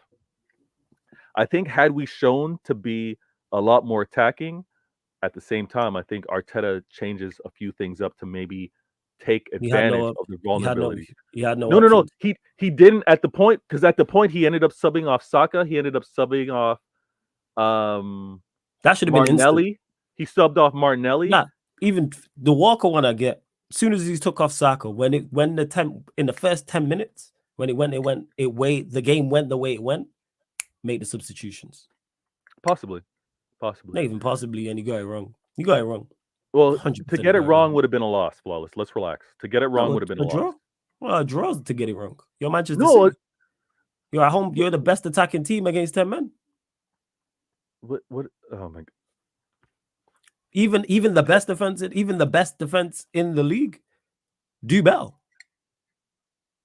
Even the best defense in the league, yes, do better. Yes, no. In regards to even though you're facing the best defense in the league, your attack should do better. Our attack got a goal. You should have got 2. You're saying we should have gotten 2 versus this Arsenal. Absolutely. Okay. Your performance in the second half was horrendous. And is it because we are Manchester City or is it because we are the home team? Both, because you're Manchester City and the home team, and you have the best attack in the league, and you're the best team in the league. So therefore, that was. But we're terrible. also going up against the best defense in the league. Yes, but they're second best, and they're down to 10 men. It was horrendous performance. They're not the second best defense. They're the best defense. I mean, no, the best defense, second best team in the league, in my opinion. Yeah, but it's not. But here's the thing. Here's the funny thing. Mm-hmm. They weren't playing total football. When we knew what, and the thing is, they were doing was playing defense, and we knew that. Yeah. So when you know that, it's and your manager didn't adjust, and your players didn't adjust. No overlaps. How you know overlapping? There's no overlaps. So the overlap only works. The overlap only works if it draws players out. It would have. You didn't make any overlaps. Flawless. To overlap, you're either going to cross it in the air or you're going to bring it. I'm not talking about crossing it. I'm talking about the motion of it. You move. No, but the motion of it doesn't matter if the defenders aren't going to leave their positions and get drawn to it. It's not going to make any difference. If you shifted the ball side to side, then they would have done that. But you never did it. Never once did Bernardo Silva get the ball on the right wing and Kyle Walker overlapping. Kyle Walker overlapping would have invited. Then you drag Again, players out. Because I'm sure you play ball. You There- play ball and you've coached before, I'm guessing, or have been a part of coaching sessions. That's the way to break down 10 men. We knew what they were going to do. Your manager didn't make the correct subs, and your players, your attacking players were awful, man. What are we doing, man? No. If you know what, it's fine. I think it was a brilliant example of defending and attacking. I think if you want to criticize and say City didn't do enough, Pep and players, that's fine. I think the same criticism. Although maybe you want to praise and say Arsenal 10 men down, they were absolutely. Arsenal defended very well. My criticism with Arsenal is there was no punch back. There was no idea of how to get out. Yeah, you have to be able to play offense and defense. That's where I criticize them. But I expect less from them than I do you. So that's why my criticism isn't as harsh. No. I hear it. And plus, you're in the ascendancy. You have all the attacking options. You're the best team in the league. You're playing against 10 men. Woeful performance in the second half from a defensive standpoint. I would be a lot more upset if that was a performance that had KDB and Rodri playing at the time. But at the same time, I'm like, you know what? That criticism's fine. I know I wasn't at full strength. And defending against 10. Nate is here every week. He's here every week, every Tuesday, 11:30 p.m. UK time. This show's here and Vader's here every single time. He's not just here when City win. They just win too far fucking often, but we move. Wait, what was asking? Because I didn't read it. What was he asking? He was saying, make sure you're here. Make sure Vader's here. I believe he's new because it's a different act to the other act we know. 1 second, let me pull back up the comment and run up the likes. Subscribe to Vader Games TV as well. I'm paraphrasing, but he said, "Yeah, here it is. Flawless. Please make sure Vader is in your show the day they lose a match. I want to see something." So he'll be here. Listen, I've been here. I've been here after losses. Oh, you was here after the Madrid. You was here after the Madrid loss. Yeah, of course. Yeah. Of course. He wasn't tired like Haaland and De Bruyne. I was here after the FA. I was here after the FA Cup loss. After the FA was. But yeah, you was gaslighting at that point. But yeah, I was. Yeah. Even though you lost the cup, you won. You know what I'm saying? Oh, see, listen to this guy. Of course it is. We won that battle, but not just you. The Premier League won the war. Nah, he deserved it, man. 2 trophies. Oh, we play. Oh no, we play well. Don't get misunderstood. We play well in the final. Well, even so, just say they don't hide. Nah, I don't. I'm ready with it. I said it. That's like an extraordinaire, man. When the season started, I said, and I haven't done it yet because obviously more games need to happen. I need to actually get. I haven't picked a sweet spot. There's a certain point tally in terms of the league standings. I said this.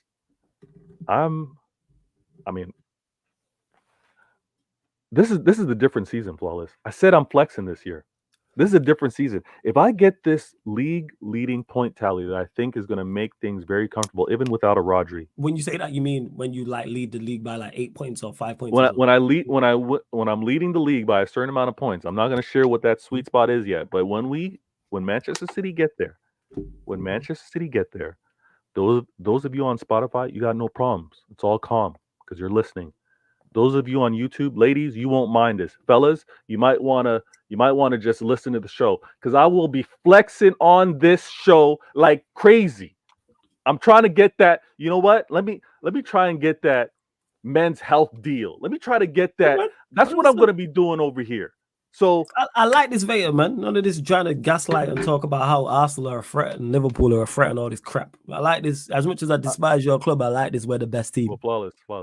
I gotta say this is my favorite collab because this is the one-on-one collab, and you are a lyricist and I appreciate it. And again, I've said this before. I make sure that the notifications come up whenever you're added in a video. Because whether you're on fan friendly, you talking with your peeps, hey, I like how you chill in the cut. You know what? Flawless. Before I bounce, I gotta say this. Yeah, Flawless is a good friend, yo. Flawless is a good friend. Because sometimes you can't tell your boy, nah, don't holler at her. Can't tell your boy, don't shoot a shot at that one. You know that she's kind of like out of your league. You know he might be talking a little crazy, a little overconfident. but sometimes you just got to learn the hard way. Flawless is a good friend where he's like, you know what, do your thing, man, do your thing. He's not going to gas it, he's not going to overly encourage, but he's going to let you learn. I like seeing Flawless on his fan-friendly other United fans and letting them, letting them Yeah, I talk let things people out. get stiff off their chest because I like hearing different opinions. Because even if I I like disagree, or I might see something I never looked at it from that point of view. And this is why I will do that. Like on other show, I quote you. If you say something, I'll be like, oh, well, word to Vader when he said such and such, he was right. Do it with Kaneki. Like when he said, explain Ten Hag's tactics or tell me fly a concrete kite. He said, I'll fly the kite. I get it. Hear it. I hear what I'm saying? And the kite will fly. You know what I'm saying? You'll see that concrete flying in the air before you explain Ten Hag's tactics. He's right. I'm all with it. I'm all with it. Now, one of my favorite collabs, and the one that I when you say, listen, can you push this to a Wednesday all for it. Always make it work. Tonight, I want to thank you for your patience too. A little bit of running around. It's calm. Let them know where they can find you, what you got coming up, and all that good stuff, man. Hey, you listen. You can find me on YouTube, Spotify listeners. Yeah, Sunshine. I'm talking to the Spotify listeners. Make your way over to YouTube. Find Sarcasm City TV. Find Vader Games TV. Hit that subscribe button. I had a video that dropped today. We talked 115, but more importantly, I talked about how this man on the screen right here, you're not seeing it because you're listening, but on YouTube, I got Holland on the screen. Holland talking to Jesus, Holland talking to Arteta, Holland talking about some youngster. Yo, get out of my face, you clown. What are you talking about? You know who I am. Get out of here. Show some damn humility, Arteta. Relax yourself. Magalesh saying, we'll see you at the Emirates. Yeah, you will see us at the Emirates. And what? We'll see what happens there. Whether you're going to man up and actually attack, actually go for a win, I should say. You can all choose on how you want to go for a win. That's fine. But we'll see who steps chest to chest. And I know Gabriel is budding. I know he's vexed. Because you know what's happening? On repeat, he's seeing a ball being thrown to his head. You know why? Because the man did not disrespect you. The man did not respect you. Oh, yeah, I seen your tweet. Yeah, the ball slipped out of his hands. The ball slipped. I mean, it was a rainy day. I don't know. I don't think the trajectory was to really hit him in the head, but it did. Nah, it wasn't, but again, man. He just aimed and threw out, but he didn't aim to hit him. I get you, man. Aimed, over him, yeah. I don't know. One of the most prolific people we've ever seen in front of goal missed the target. He doesn't play with his hands, crazy. Flawless. He doesn't play with his hands. Yeah, that's terrible. Gabriel, you'll get your wish because yes, of course, we're coming to the Emirates. When is actually? Let me check. When is that game? Is it November? Yeah. I think look up that stat. I think it's in. Oh, it's February the 1st. Feb, yeah. So obviously closer to the time they'll decide. It might be either because February the 1st is a Saturday, but they might move it to a Sunday But hey, I hope that's a late kickoff, 5:30, man. I hope that's a late kickoff. I hope it's not surrounded by too many Champions League games. I gotta look further than that because I hate that type of. Who cares, man? We need Haaland, Gabriel, Magalesh. I like the fact that the rival, as much as I can't stand these two clubs, I like the fact there's some edge to this game. And quickly to Ak, who's getting things, because people always getting misunderstood. Let me just get to this. Because you said City and United romance is peak nowadays. Ain't no romance between the two clubs. No me and Vader are brothers. Like, forget our clubs. We get along, but club-wise, we get along as family. That's what it is. But he supports the blue side, I support the red side. I can't stand their club with a passion. But I fucks with Vader. That's my guy. Yeah. I wish Vader nothing but success in all aspects of life apart from his football team. That is it. You know what I'm saying? And him vice versa. So that's what it is. It's not between United and City. That's us talking as content creators. That's what that is. Because I enjoy, as much as Vader spoke about enjoying this collab, so do I. It's great. And seeing you lot when he be attacking after the Liverpool in the chat is brilliant. Seeing the responses, it's absolutely brilliant. See the comments is great. It's great. I also want to say that this game that just happened today, I'm happy. No injuries. We move. I was able to see a little bit of the future without Rodri. This game upcoming does have me nervous, and I know I'm not trying to do any downplay. This game has me nervous because it's Newcastle. Newcastle are very physical. Newcastle in very, very poor form, but Newcastle away. They're in poor form, 100%. They do play a very physical game, and that is one thing that we are now light on. We are light from a physicality standpoint because Rodri is not a small individual. He commands that midfield. He's able to sniff out threats and danger. We can't keep clean sheets, Flawless. We can't keep clean sheets. You not been struggling defensively. Let me see. We can't keep a clean sheet. It's Not late gonna night look. over in the UK. In the Listen, it's league, early. conceded 1 to West Ham, 1 to Ipswich, beat Chelsea, Trust me. conceded against Brentford, conceded 2 to Arsenal. Yeah, you've only kept clean sheets twice, the Inter game and the Chelsea game. And Chelsea, exactly. That's So it. I'm Right. looking. I predicted 2-1 versus Watford. I predicted that, hit that, absolutely correct. Until I see the lineup, you know how I'm hesitant. But my vibe is actually telling me that this game is going to be a. Right now, this game's telling me it's a 2-1, and we give up a 2-0. Like we give up a late goal, and So then you're it makes 2-0 it up and then they concede late.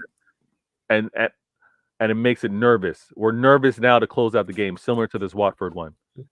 Hold on, Manchester City have conceded 2 goals for the first time in 5 months. Why is it? Why? Yeah. Listen.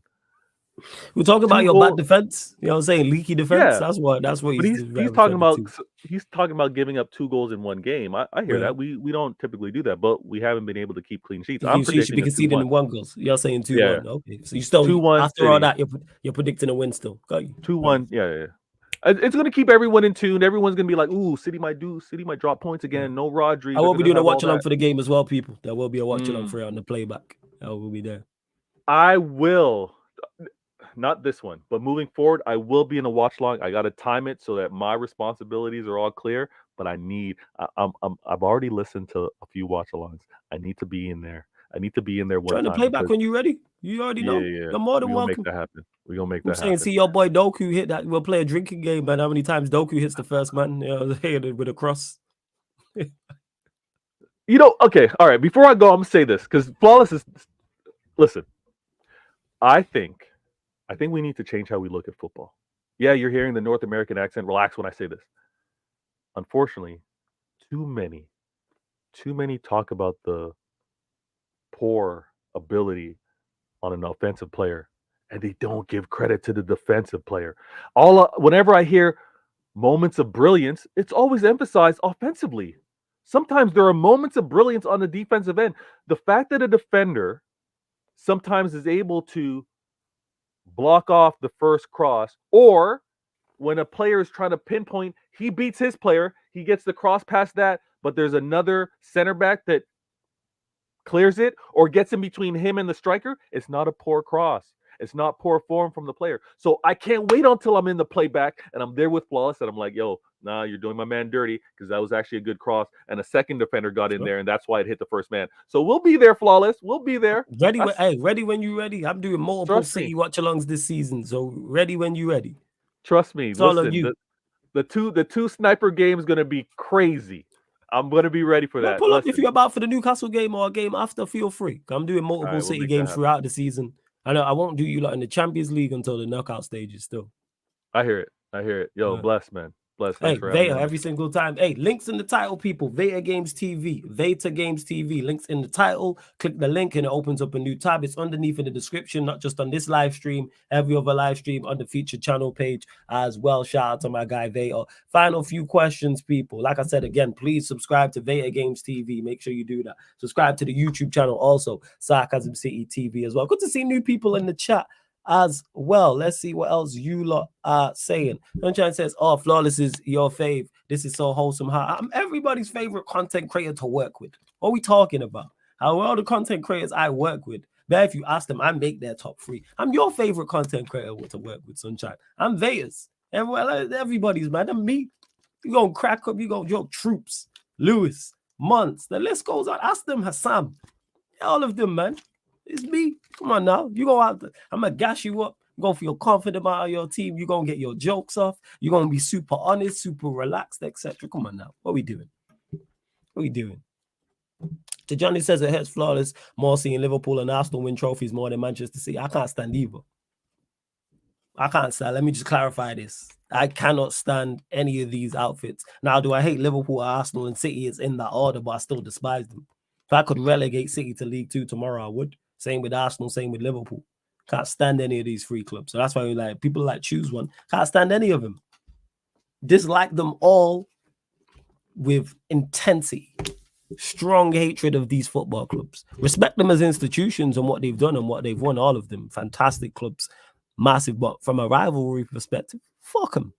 That's what it is. Number 1, 2, and 3 ups right there. And Leeds are number 4. Fuck Leeds too. We doing? What are we talking about here? Favorite content creator, but that creator had an intro stinker. Hey, you shut up, mate, Warrior J. Who do you want to win the league over the Manchester United? Spurs, just to piss everybody off. If it's not United win the league, Spurs. After Spurs, Everton. For Spurs, just because it would piss off Arsenal fans, and for Everton, because it would piss off Liverpool fans. Just for jokes. Just for the shits and giggles like of it. That'd be hilarious. So I'm hoping if we don't win the Europa League, I hope Spurs win it. That's why I hope Everton survive. Just to annoy people, because everyone wanted them relegated. This season just gone. Just because. See, even Godfrey saying, of course, your side. I never realized how annoyed Spurs is. It's great. As long as you think Luis Diaz is the most informed left winger right now. I don't know. I'm not even sure. What other left wingers have even been playing well? That is a race. That is a low bar. I don't even know who's been playing well. Flawless, do you want to face Liverpool, Chelsea, Arsenal, or City in the draw for the Carabao Cup? John, you've been a member of my channel and supporter. You know the answer to this question. But to answer any question like this, people, to answer any question like this, give me the lowest possible opposition on paper. Bring me the League 2 side. Bring me the non-league side at home. I even want to face the League 2 or non-league side away. Home draws against League 2, League 1, Championship, non-league opposition. The non-league side in the Carabao Cup left, bring me them. I don't know how many. Actually, let me actually check who's left. Let me check. Hold up. Let's see. Carabao Cup. Who's actually left in the Carabao Cup? I know there's games to be played. Jeez. Let's see.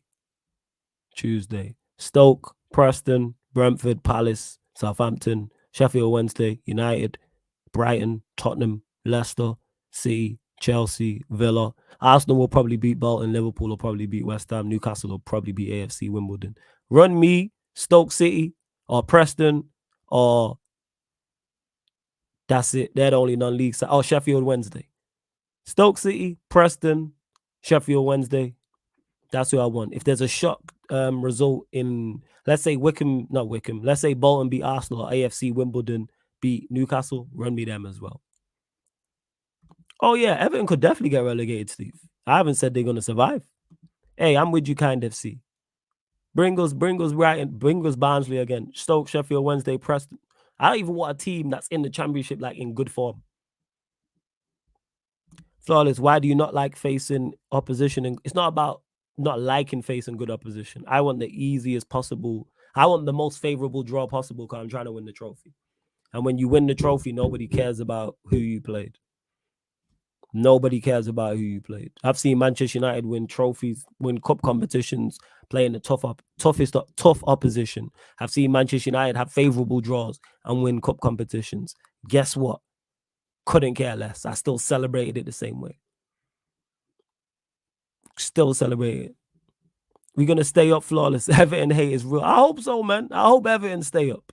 If you get Southgate, I'm jumping off that train, but I hope so. So Aku says Evertonians don't like you. They do. You know why? Because the enemy of my enemy is my friend. Because if United and Liverpool are going for a league title, guess who the Evertonians want to win? That's all I'm saying. United and Liverpool in the Champions League, or United and Liverpool in the FA Cup, or United and Liverpool in the League Cup, or the Premier League. Ask Evertonian who would want to win. Just saying. And I know Evertonians as well. I'm from down the road. So I personally know Evertonians. Personally know Liverpool fans. Just saying. It's not a question about liking us. It's who do you hate less? Ask the Evertonian who they hate less.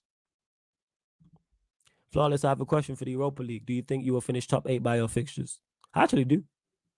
And that's not because I rate my team. It's more so because of the quality of the teams we're facing.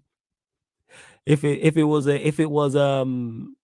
tough away games all the way through, you Warrior J, you see me on the watch along for. But did I do a watch along for the chat? Yeah, because it was the same time as the Q&A when I was talking about who I wanted Manchester United to get, and I said I don't want any Spanish, Italian, French, German, or Portuguese side, and I threw in Turkish sides there, and we got two from 8 ain't bad. I didn't want anyone. I said, don't bring me teams from the top 5-6 leagues. No Spanish, Italian, French, German. No, none of that. Oh yeah, but wouldn't you rather knock your stronger opponents before the final? No, I'd rather all the strong opponents face each other. That's why. So I'd rather the first and second. Say United are the 6th best team in the competition. I'd rather first and second and third and fourth and 5th and 7th are all on the other side of the draw. That's what I'd prefer. And we get a favorable draw. Run me winning the FA Cup. I think we did that. One of the FA Cups we won, I think, in 2004. Did we play? We played Millwall in the final. I think we played one Premier League side in the run. Anyone that remembers. Was it 2004? Was it 2003? Something like that. Early 2000s. We played Millwall in the FA Cup final. Well, but here we are. Doc, who's new here, says your team is facing Mourinho's side. We'll be there for the emergency meetings. I don't do emergency meetings.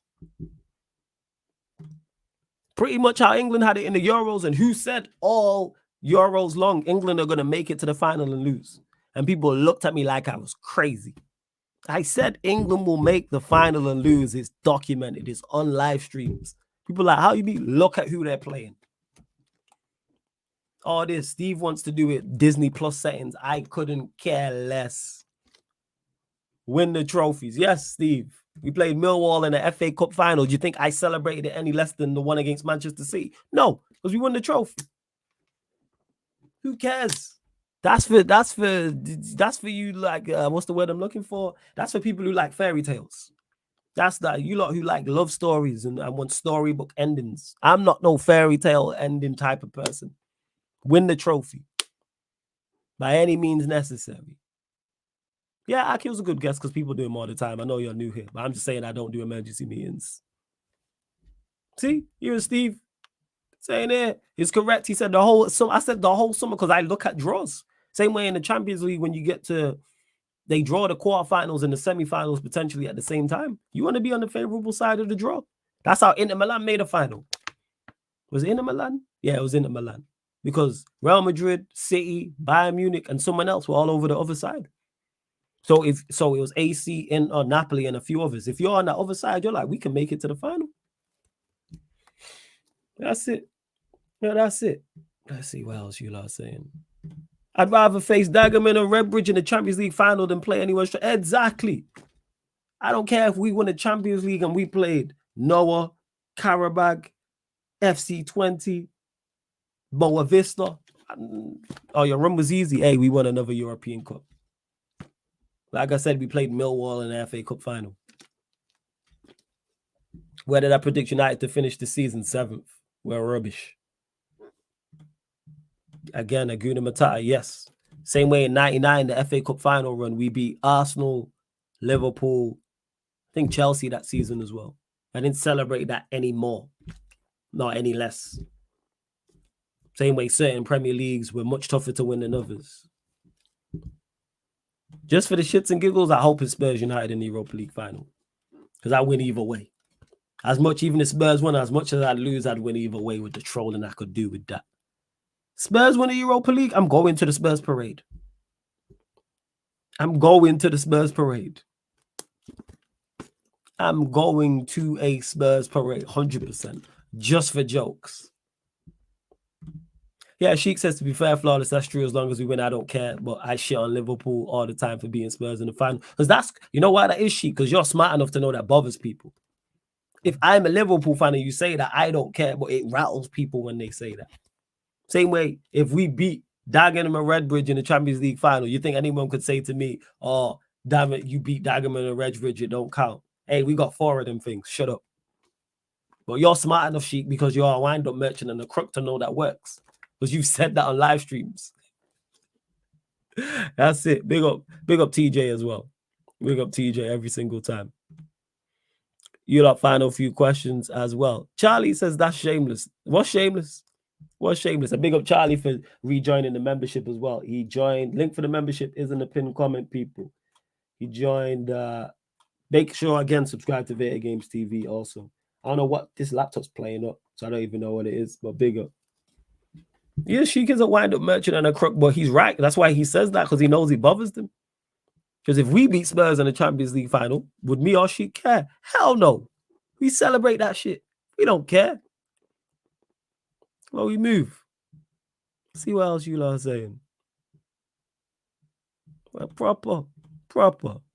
Adding fuel to the side. I pour petrol on the side piece allegations. I don't add fuel to it. I pour petrol on that. I like the match. And laugh while I'm doing it. Because I know what's going to happen. I could tweet hashtag Coys right now and my mentions are going to be a mess. Just because. I had people in my mentions when Spurs beat Arsenal. No, when Arsenal beat Spurs, I had people in my mentions. Or hold Spurs accountable the same way you hold Arsenal accountable. I don't care about Spurs. I had to let someone know. What positions do you need to push for a top 4 race? A manager. It's the managerial position. That's the biggest issue. But in terms of on the pitch, center forward, left winger. Yeah, they're the main two. Center forward, left winger. They're the two. That's starting. Obviously, squad is a whole different thing. Look at this Daryl guy, yo. Make sure you subscribe to Sour Toffee FC. So why me and Daryl get along? Because he's Everton, I'm United. Fuck Liverpool. We got on just like that. This guy rang into the fan calling show, said he's Everton, and just started crashing on Liverpool. I was like, yeah. And he's funny. And he's a great content creator. I was like, I like this guy. Yeah, let's run this. Run this. Definitely. Honestly, all we need is Bruno out the starting. It's not just about Bruno being out the starting 11, Jack. You know, that's a crazy name when you say that quickly as well. But it's big. The reason why it's not just Bruno is because we can't score goals. We don't create like that and we don't score goals like that. Yes, we created more against Palace, but we don't score. We don't score enough. Big up Jazz in the cut as well. Big up to someone just raided as well. Who just raided? Is that Casually? Yeah, it's Casually. Big up Casually for the raid as well, man. See, this is it. Yo, this is it. This is why me and Daryl get on mostly. We bonded over it instantly. Instantly. Big up Daryl, man. You know what I'm saying? Every single time. Yeah, every single time. Shout out Daryl, man. Hey, big up Casually for the raid too, man. Every single time. Shouts to Marshall. But yeah, it's not just about getting Bruno out of the 11. That doesn't just solve all the problems. Say Eriksen plays there, and then you got Agate and Casemiro in the midfield trio. Our attack still stinks. There's not enough goals in there. I've been saying this all summer long. This is why I predicted us to finish 7th. This is why I asked people who thought we could score goals, how many league goals are we scoring? And within 2 weeks, people were like, you know what, flawless might. Not even say flawless might have been right. People are like, you know what, I don't know where the goals are coming from. You know, I seen it today. Shout out to Rants when he was in his chat. And people were putting up quotes. I don't know how true they are. Speculation talking about the hierarchy. Are concerned about where the goals are coming from. Why are people who are much more qualified than me now thinking those things if that is indeed the case? Let's say hypothetically it is true. Why did you not see this before? Why can me be watching and just look at the squad and go, and look at the manager you kept and go, there's not enough goals and creativity in this team. But it took them 5 games in to go, there's not enough goals and creativity in this team, and be surprised about it. What about that squad and that manager told you that we were going to create and score goals? Please, let me know. Let me know. Are you confident that Ten Hag will put out a good lineup, and are you confident facing FC20? Never confident when it comes to Manchester United. It's not in my vocab when it comes to Manchester United. Those two don't. It's like oil and water. They don't mix. I'm a confident. I believe he'll put out a good lineup against 20. Yes, I do believe that though. What happened to Højlund or Xerxes? Højlund's rubbish and Xerxes ain't prolific like that. And Xerxes shouldn't be. I said all summer long it had to be Xerxes and. Xerxes should have been signed alongside. It should have been Xerxes and a Tony. Xerxes and a marksman. Then you have a marksman, proper marksman, Xerxes. Højlund can be third choice. That's what it should have been. But we were short. Xerxes not I can see already, like the one criticism I have of Xerxes is his finishing, but he doesn't look like he's going to be a prolific striker. He's a link-up player, and very good at it too. Very, very good link-up player. And I think he could get 10, 11, 12 league goals, yes. But you need goal scorers outside of him. We don't have that. I have no goal scorers in this side. There's no one I can confidently look at in this team and say, you get me 15 league goals. Laughing at my own jokes. You do live by this. You are a troll flawless. Why is me laughing at my own jokes mean I'm a troll, Godfrey? What does that mean? I can just be running bants because I'm jokes. The reason we would score goals without him, that the turnovers wouldn't happen. But Jack, who's scoring the goals? We don't have goal scorers. None of our attacking players are goal scorers. Not one of them. None of them are prolific. None of them have previous. The only one who's previous of being prolific is Rashford, and he's hit and miss. He averages 8 league goals per season. How many league goals has he got this season? Has he scored this season in the league? Well, yeah, one he scored against Southampton. So he's 1 in 5. Flawless, why are you so quick to write off Højlund? He did decent last year for having 0 service because he excels at nothing. That's why. He excels at nothing. And it takes a lot. And he went 0016. That's why. You go 0016 as a striker, I'm not hearing about it. Bye. 0016. All right. Unforgivable. There's strikers in worse teams that won't go 0016. And outside of that, technically you don't have it. His mentality as well. That's my biggest issue. When I say mentality, I'm talking about effort. Running. I went to the game when we lost to Arsenal 1-0 at the back end of last season. And obviously when you're at the game, you're seeing stuff. You're seeing stuff because of where I was at. I was at like one end of the pitch. And there was a time where not even a time, like during the game, and he's just not making any runs. He don't make runs. I'll forgive lack of effort. No, I'll forgive lack of skill. I won't forgive lack of will. Lack of skill, I'll forgive. You might just not have the talent to do it, but a lack of application. How are you that quick and you don't use it? You don't run channels. He shifts. Højlund is rapid. You're 6 foot plus, quick, strong. Don't use it. Not like Garnacho, for all his faults, winning runner. Consistently makes runs time and time again. And just law of averages is why he gets the goals he does and gets the assists he does. Because he's limited. Garnacho's super limited. But one thing I can't question with him is his mentality on the pitch. There's never any lack of effort from him. But hey, we move. Where's the context though? He was overplayed last year being our only striker. He also had the second best conversion rate in the league. Give him chances and he'll score too early to write. Too early for you to write off. There is context. How you overplayed? This is not how overplayed where? What are we talking about? How many games did he play? Hold up. Overplayed. Man is what? No, he wasn't overplayed. Let me check his numbers. He played 30 league games last season. That is not overplayed, I'm sorry. If you can't start 30 league games at 21 years old, that's not overplayed. He played 43 in total. Played 6 in Champions League, and he played 1. Is it 1? Oh, yeah, he played 6 in the Champions League, 5 in the FA Cup, 1 in the League Cup. I'm sorry he's not overplayed, but people will make excuses for him. I'm writing him off. That's me. He also had the second best conversion rate in the league. Is he the second best striker in the league? Josu, let me ask you, who's he better than?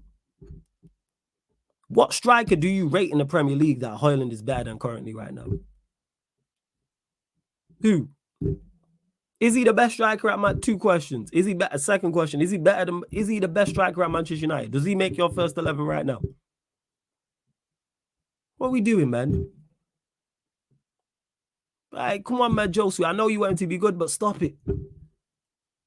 Is he top 10 strikers in the league? Right now. Big up to Faz as well in the chat. Come on, man. That's what I'm saying. So if it's too early, he's not good enough right now, Josu. We ain't got time. We ain't got time for you to not be at the level. We ain't got time. Manchester United are not the place for that. We are not a training center.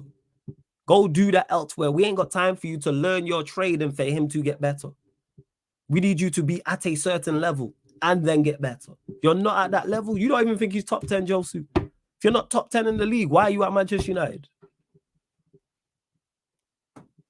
Well, yeah, if you need time, go out alone then. Go improve there. Like, what are we doing, man? What we like? No, he's not it. He's not going. Man went 0016. Limited service, yes. So how come with that same limited service, Xerxes already looked better inside 2 starts or 3 starts? And he's had limited service as well because he ain't playing with quality players. Diallo's good, yeah. That's it. What are we doing, man? Come on, man. Well, we can't. Let's just be honest. Yeah, I said you lot can have faith, and I ain't got no time. I ain't got time for that. I remember Flawless said the same question last summer in the 23-24 season. First game against Wolves, they did score, but as a defender as well. Probably just not good. Nah, it's not a solo stream, Omar. Obviously, Veta dipped, but I'm just still on here now.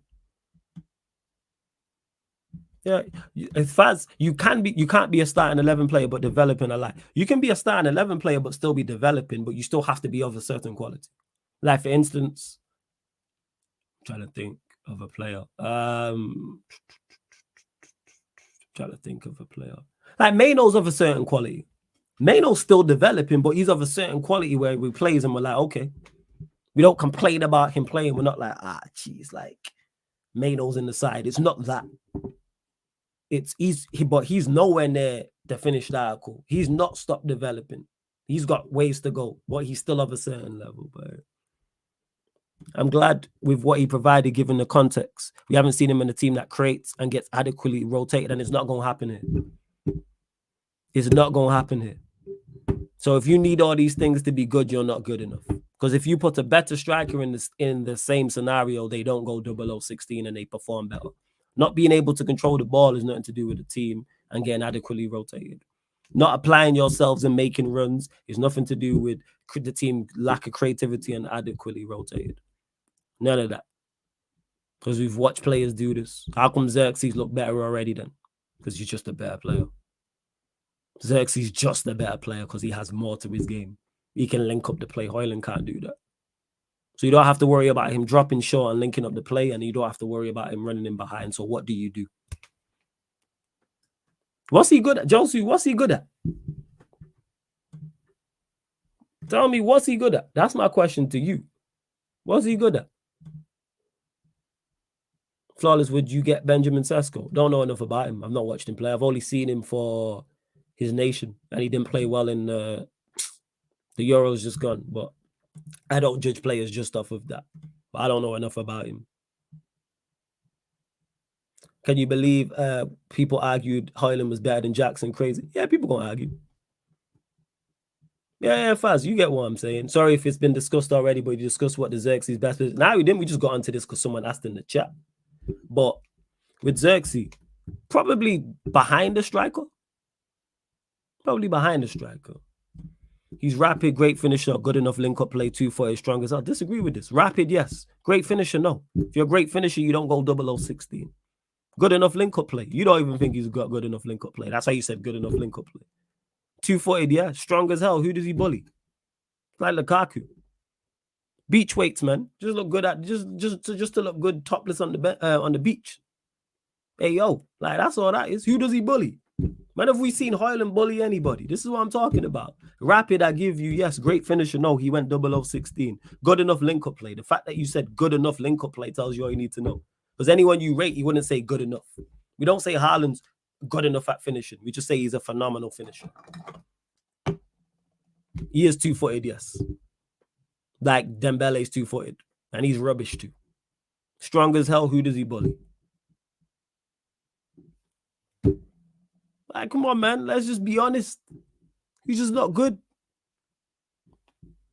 Second best conversion rate in the league equals good at finishing. You can go all season while outscoring if you don't get chances. He's not the second best strike. How many shots did he have? Get the rest of that list up. Who's on the list? Who's first? Because I bet Haaland and Salah are low. So who's the rest? Get the rest. Who's got this list? Let's get the rest of the list. Because then we'll go off the list then. Second best conversion rate in the league. We got to add context. So how many shots did he have to his goal rate? Unless I want to know I want the top 10 of this list. Because are we talking strikers? I don't know how true this is. I'm asking the question if he's the second best striker, Daryl. Yeah, skewed stats. Add context. We can't just throw out second best conversion rate in the league. All right, cool. With who? I always add context, Josu. I always add, but now I'm using what you said. You don't like it. Because now you don't have now you don't have it. You don't have the information I'm asking for. Because it's skewed the second best conversion. Just because you have the second best conversion rate in the league does not mean you're good at finishing. Who's top of this list? Who's number 3? Who's number 4? Who's 5? Who's 10? I always add context. What are we doing out here? The terrible, he's not a good finisher. What are we doing? Not a good finisher. No. Great finisher, but not even top 10 in the league or top 5. All right. What's the rest? Come on. Oh, nah, no way. Mateta was first. Mateta. Someone got the list. Someone pull up the whole. Mateta was first. Should we go sign Mateta because he was first? No. Because Mateta's not good enough either, and he was first on the list. You're proving my point. Okay, you definitely think he's top 10. Cool. Would you sign Mateta? Do you want Mateta at Manchester United? Don't worry, we'll wait. Run up the likes while you do that and hit the subscribe button as well, people. So you take Mateta. See, and this in here lies the problem that you got United fans who would take Mateta at our football club. Who was 3rd, 4th, and 5th on the list? Man said he would take. Look where the bar is. Mateta.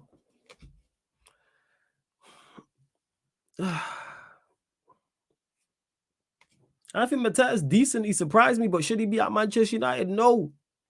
Mateta. Is this really where we're at? Mateta. What?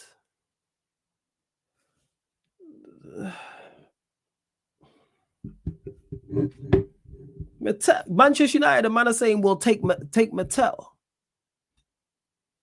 Nah, forget that. We staying on the Mateta thing, but I'll start a question. Mateta. Manchester United should take Mateta. See what I'm talking about? No wonder you rate Højlund. What are we doing, man? Josie, you're my guy, but that's, yeah.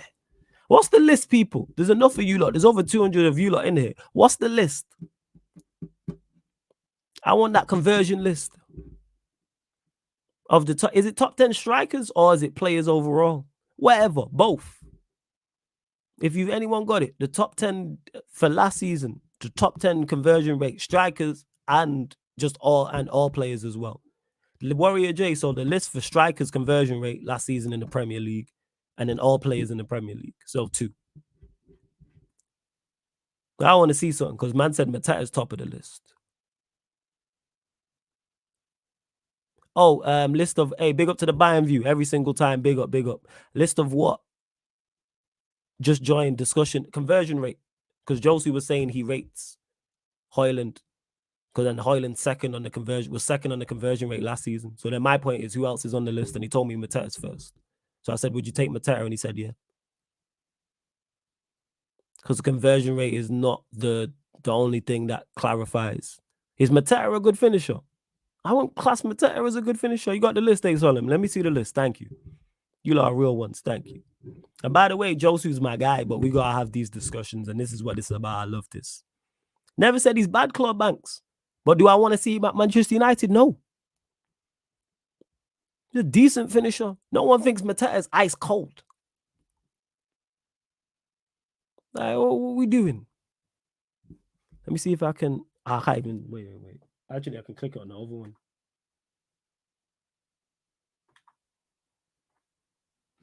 Best conversion rates in the Premier League. Thank you, Daryl.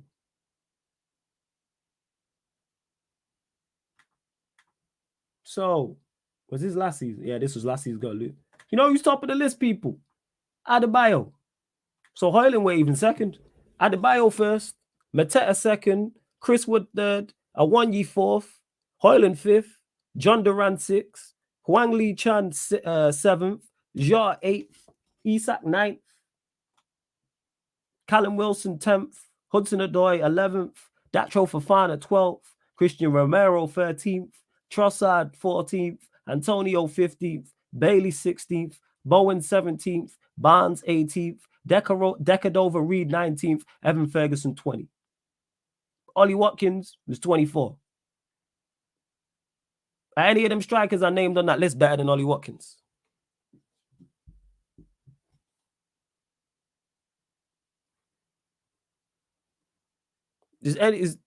Adebayo was first. Haaland ain't even in the top 20. Yeah, Romero's on the list. Big up to Daryl. What are we doing? What are we doing? Come on, man. Adebayo was first. Are we taking Adebayo? Now that Adebayo's not a bad striker, but come on. On May 17th, United put out an article that said Hoyland was on 9 goals with only 19 shots taken. You can't say that's a good finishing over a period of time. But he went 0016. So how many shots did he take in those 16 games? Because he took more than 19. I missed them all. So players can have good patches. We see it with Rashford. Rashford has had phenomenal patches. Take Rashford. That's a purple patch. Phenomenal purple patch. Players have those things. Is he good overall? No. That's good finishing during that period, but he wasn't even second on the list. He's 5. He's behind the 1 year Chris Wood and Mateta and Adebayo. So would you take Adebayo, Chris Wood, or Taiwo 1 year? Where we at? Genuine question, Hosi. Would you take Adebayo, Wood, or 1 year? Because you already said you take Mateta. What are we doing, man? Gotta stop looking at these, start watching football with our eyes, man. What is going on? We stop. What we do? Yeah, Chris Wood is third. So Isak better than Watkins. Any others? Isak was at 9. So do you think Jota, Huang Chan, Durand, Hoyland, Awanya, Wood, Mateta, Adebayo are better than Isak? That's Steve. Bear in mind, Haaland's not on the list. Haaland ain't in the top 25. I'll pull up the list. Give me a second. I'm going to share screen it. Give me 1 sec. See why I need a producer, man, but we move. I'm just using this. When we start using lists to combat stuff, no. Watch the game. What are we doing? Please. Watch the game. Because the 1 year's the best, was the top of the list. But, all right. Come on, man. And Josie, you're my guy, but come on. I'm just saying, I've seen enough to not write Haaland off. Did Manchester United have a good season last season? No, we didn't have a good season. We didn't have a good season, no. For you, it's not enough to write him off. If a striker goes 0016, I'm writing him off. If a striker plays the way he did, I'm writing him off. That's me. I am not. Right, 1 second.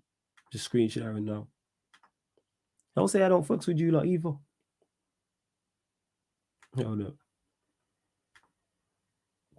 You lot see this on the screen? It should.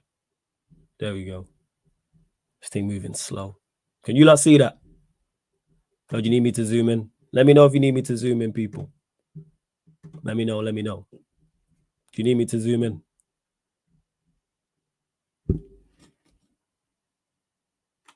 And he waving. And hey, Hosu, you told me he was second. He was 5th. Yeah, zoomed in now. That better, yeah?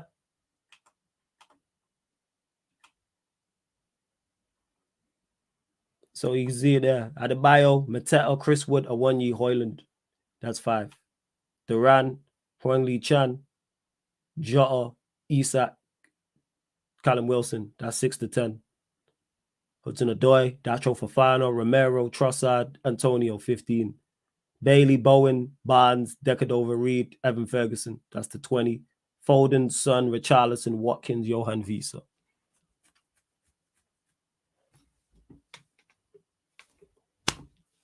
Come on, man. Come on. All right, let's just be honest. So, yeah, that's why I rate him off for multiple reasons. And no conversion rate going to tell me that because he was 5th in the list. Same way I wouldn't take. I won't take none. Who would I actually want? Let me see. Hold up. Isak, Duran, who's been on smoke. As a striker, Watkins. They're the only three that I look at in this list and go, I'll take. Different because some of them are wingers. Because I do rate Jota. I do rate Bowen. Do rate Foden, of course. Talking like 5 out of 25.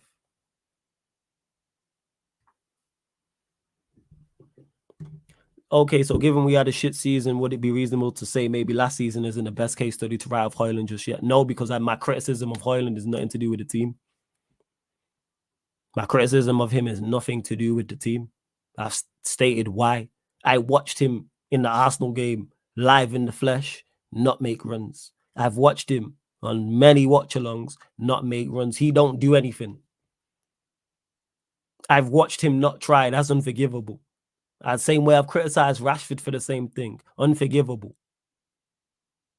Then when you add in technically, I think he's woeful. Then add in his physical attributes, I don't think he utilizes. And mentally, I just mentioned it. Like lack of application, that's a mental attribute.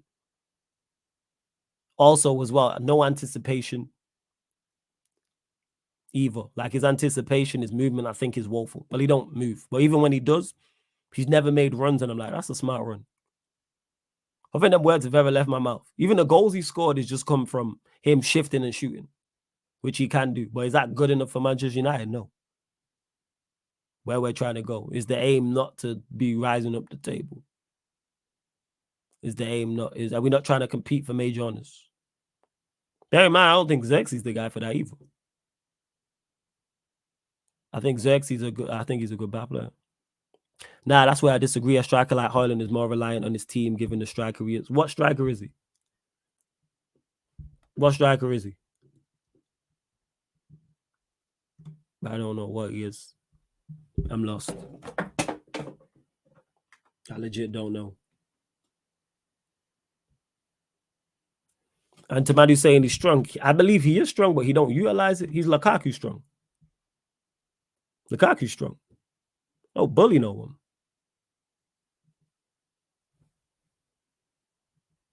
Well, you say man said he'd take Matata, so here we are in it. Like he said he's top 10. Actually, let's go through this. Let's actually go through this. Let's actually run through it. Let's see who he's better than. Let's see. Let's actually run through this. Let me pull up the Premier League table. Right. So, City, is he better than Haaland? No. Liverpool, is he better than Jota? No. Watkins at Villa? No. Is he better than Kai Havertz? No. Is he better than Nico Jackson and Kunku? No. Is he better than Isak? No. Who's Brighton striker? João Pedro? No. Nottingham Forest? He ain't better than Awoniyi got a better conversion rate. Who's Fulham striker? I don't even know. Spurs, he ain't better than Son. Brentford and Bremo, no. Bournemouth, I don't even know who their striker is. West Ham, maybe Antonio. Leicester, he ain't better than Vardy. Palace, ain't better than Mateta. Ipswich, don't know who their striker is. Southampton, don't know who their striker is. Better than Dominic Calvert-Lewin. Is he better than Heung-Wee Chan? It's like 15 on the list. It's like 15. Is he better than Jimenez? Is he better than Jimenez? I'm asking the chat. I ain't even saying whether he is or he isn't. Look where he was. So we saying best case scenario, he's like 14th. All this for Højlund, you know. For him to come back and just, all right. He's not even better than DCL. Him and Dominic Calvert-Lewin is debatable. I can't lie. It is debatable. It is debatable. Dominic Calvert-Lewin is it's super debatable. It's super debatable. Not unless you didn't even mention backup strikers. But hey, you do realize he was the highest scorer in the group stage of the Champions League. I realized that. Yeah. And yeah, he played very well in the Champions League. Don't mean I rate him as a player. But who's he better than? If he's top 10, name the strike. Man said he's top 10, so let's go there. Name the strikers he's better than Josu. This is gonna be good. Nah, name the strikers he's better than. Because you said he's top 10. I don't think he's top 10. So name, give us your top 10, Josie. I want to hear this. Give us your top 10 strikers. Because I don't think he's anywhere near top 10 in the Premier League. Well, you said he's top 10, so let's go. It is, you know what? Yeah, let's see. This is like one of them 80-goal convos flawless. I can't lie. Yeah, man, it's great content. We've been here before. Like I say to us lot on pro clubs, we've been here before. We've been here before. This is man trying to convince me we go get 85 goals. So who's he better than? Josu, my guy as well. You're a regular here. So let's have the conversation. He said he's top 10 in the league, so I want to know his top 10 strikers in the league. And let's see who misses out. Because I don't think he's anywhere near top 10. And man in the chat said Dominic Calvert-Lewin's debatable. I hear it. It's just that Calvert-Lewin pissed me off in the Villa game. So I'm kind of still salty about that. Because he should have scored. I just want to know. Who's he better than? The top 10 currently is City, Liverpool, Villa, Arsenal, Chelsea, Newcastle, Brighton, Forest, Fulham, Spurs. Is he better? Does he start for any of them teams? Is he better than any of their team strikers?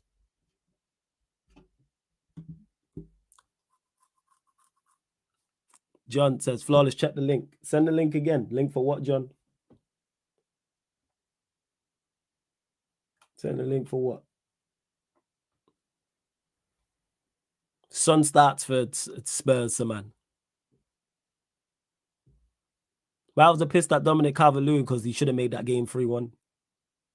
And I would have been able to dunk on H as well. But he's not better than Son. Johnson is his Son that starts for Spurs. And a 1 year for, and you say we can use a 1 year for Nottingham Forest.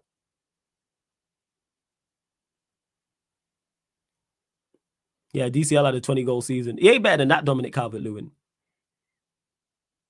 He's better than. Hey, Steve, do you think Højlund's top 10 in the league? Big up Sai as well. Right, let me know, Steve. Do you think he's top 10? I don't, because man said, Josu said he's top 10 and I bypassed it, but let's get back to it. I want to know if he thinks he's top 10. Yeah, Son plays up top. It's a mix. He play out wide left, but he'll play up top for Spurs from time to time. Come on, man. I watch Spurs. I got to. I got to keep up this side piece gimmick. Got to keep up this side piece gimmick.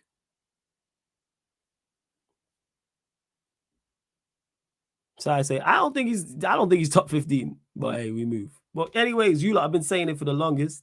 No, I don't think Højlund's top 10 in the league. Yeah, and he ain't better than Solanke either. So, big up Jacob. He ain't better than Solanke or Son.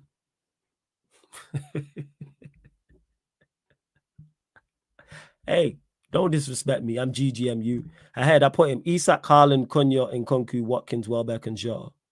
So that's Newcastle, City, Liverpool, Brighton, Villa, Chelsea.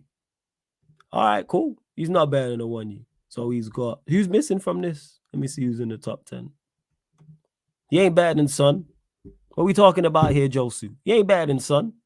Might even put Son in here. He ain't better than Son. So that puts him 11. Just off rip. That puts him, maybe Solanke ain't better than Solanke or Son. So you have him 11th on your list at best. Because that's 1, 2, 3, 4, 5, 6, 7. Oh, that's only 7. So add Solanke, that's 8. So you got him 9th at best. Because he ain't better than Vardy. He ain't better than Vardy. What are we doing? He's not better than J. He's not better than this version of JB. Son. So wait. So we got 1, 2, 3, 4, 5, 6, 7. Vardy 8. Son 9. So you have him 10.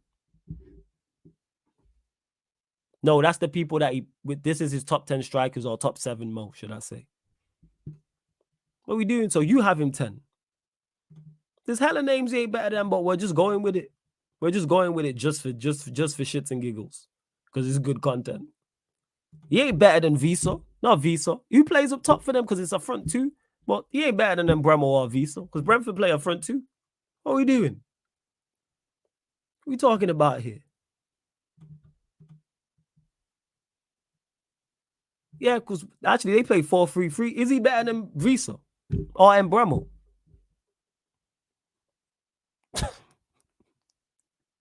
All this, and he has him 10th on his list. He ain't better than Cunha. Nah, he's not.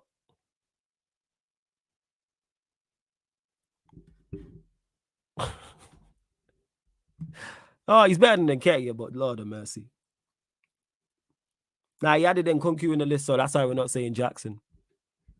I said he ain't better than, he ain't better than Beto. Lippies. Now we had yeah, he ain't better than Bowen as a centre forward. And Bowen's not even a centre forward. I don't think he's better than Huang Li Chan either. I don't think he's trying to high on the list of conversion rates. I swear he's somewhere on the list. Yeah, he's 7th on the list. So he's only Hoyland was 26.3%. Chan was 25%. Right, Chan had the same conversion rate as Duran. 25%. Let me see this. I don't know what MPG and all that type of stuff is, but we move.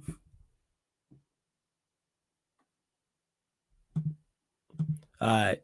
We're off the topic anyway. Run up the likes, hit the subscribe button. Fine, I've been saying this for like the past 30, 40 minutes. Final few questions on Manchester United, people, before we do indeed close out. There's still over 190 of you lot in the building. Big up to everyone for the raids. Northside for the raid. Casually FC for the raid. Big up all you lot in the chat, real ones. Right, 111 likes. Girls up to 130 likes. Please hit the subscribe button. It's rolled to 12.5k, people. Road to 12.5k. And please go and follow the playback. Road to 700 followers? Yes, road to 700 followers. So we're halfway to 700 followers on the playback, and we're almost halfway to 13k on here. So please support playback.tv/sarcasmcitytv or download the playback app. That's playback.tv/sarcasmcitytv, people. Oh yeah, hold up 1 second. Where we at? Boom. See it right there. NBA, Premier League, Champions League, Europa League, La Liga, NFL, F1, boxing, watch-alongs, all on the Sarcasm City TV playback, as well as gaming content. United versus Spurs predictions. 1-1. One apiece. One apiece. I think it's going to be, it's the definition of a mid-off. Two teams who are just mid. Hopefully it's an exciting game, but I don't think it will be. But yeah, we move. You know what I'm saying? Jeez. Not looking forward to it. But yeah, one apiece, I would say. One apiece is what I would say. One apiece.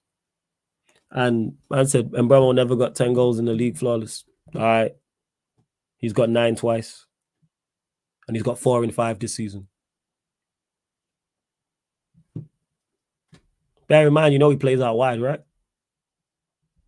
Like, he's not been a center forward. But hey, like I said, Josu, he was like number 10, 11 on your list. Oh, yeah, thoughts on the Varane news. Sad, man. So sad to see a player of that caliber retiring, man. Quality player, man. Quality player. Like, so sad. But stellar career, man. Stellar career. Multiple Champions League, multiple La Ligas, World Cup. One of the best defenders we've ever seen, man. Shout out to Rafael Varane, man. Shout out to Rafael Varane. Yeah, he's going to retire because of the injury. I'm hoping it'll be exciting. That being said, the past couple United games have been decent. Barnsley game was decent. The Palace game was decent. Southampton was decent as well from an entertainment standpoint. But yeah, I hear it. I hear that. Flawless, what do you think about United being comfy in first? Big chances missed. I wanted 10 out, but can't blame that on him for players not finishing their dinner. One, I always take big chances missed with a pinch of salt, because things that I call big chances, I don't think are necessarily big chances. But on this stat, I don't blame him for missing his chances. Where I blame the manager is for him having these guys in the side. If this was his first season and it's not his team and we're creating a whole load of chances and players are missing, I'd hear it. He picked these attackers. These are your guys. That's my issue. Bruno's your guy. Rashford's your guy. Højlund's your guy. Xerxes your guy. Diallo's your guy. Mount's your guy. You've either signed or you've signed and co-signed all of these, man. You've either signed, you've co-signed all of these, man, and signed the rest. There's none of these players that you haven't vouched for. So whether they've been brought into the club because you wanted them, or you gave them new deals, or made them captains, or played them weekend with Garnacho or throw in the mix. I could have told you these men can't finish their dinner. Man, I'm not, again, back to what I was saying, none of our players, like I was saying earlier to act, none of our players are prolific goal scorers. None of them. Yeah, man said, I hear that Hoyland hasn't been playing, so don't add him to that list. Laughing my ass off, cheeky guy. You understand my point, Plus, it was funny. That's why you laughed. But yeah, they're all your guys. If it was his first season and these men are here and these are just the players you've got, I'd hear it. Right, we creating a bucket load and these men are terrible. I could have told you these men were going to miss chances.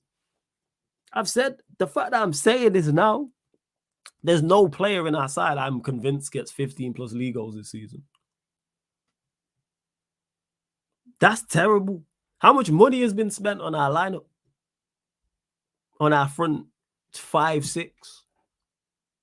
And I'm not convinced that any of them get 15 plus league goals. I rate Xerxes, I rate Diallo. Am I convinced they get 15 league goals this season? No.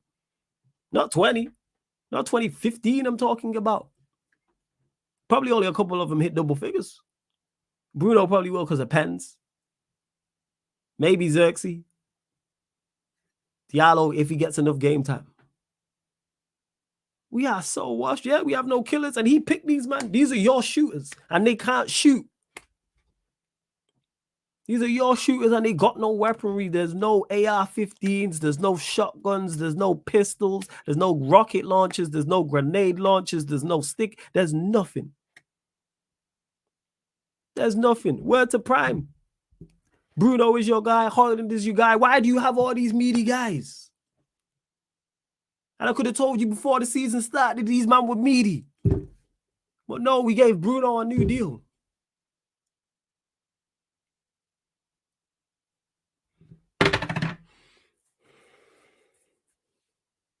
Oh my God.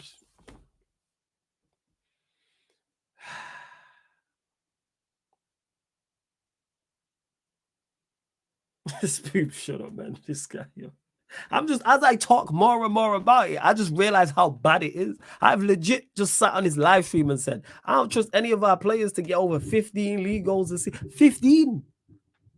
Not even get over, hit 50 in 38 games. And he co-signed these, man. So when they start missing, it's on you. So you're saying Xerxes and Hoyland? No, they won't outscore Jackson. No. They won't. I don't rate Jackson. I think Jackson's decent. He's just decent. And Jackson won't be starting for you lot too much longer. This is his final season. Then you lot go and get a 9. You lot go get Osherman or someone. Big up, John. We can't see the link, but big up for the super chat every single time. Thing is, killers don't really, but you aim to go and get killers. You don't even need killers. You don't even need, I'm not even asking for killers, just someone who can hit the target. You don't have to kill, you don't have to be a killer, just hit the target. We have to have killers. Like, well, again, we didn't need Ivan Toney. I heard today or yesterday that the manager turned down Ivan Toney. Go get Ivan Toney. Go get a left winger. Go replace Sancho. Replace him. You don't want Sancho? Cool. Get a replacement in. You know, and to Prime, he says, what's crazy is flawless that Bruno is actually the best chance creator in the Prem, allegedly. You know what's crazy? He didn't want to be missing these chances. He didn't want to be missing these chances. He missed 2 against Fulham, and he missed, I think the 2 against Palace will be classed as big chances as well. I think so.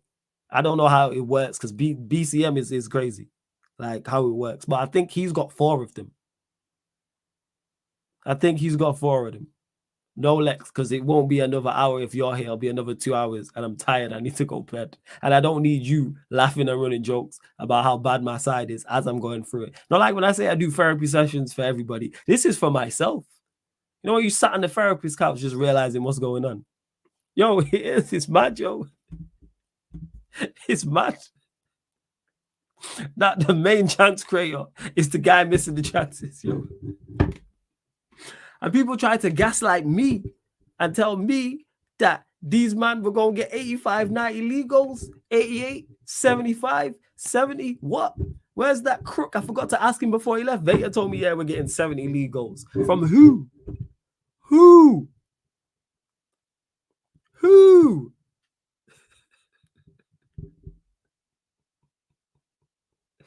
Oh.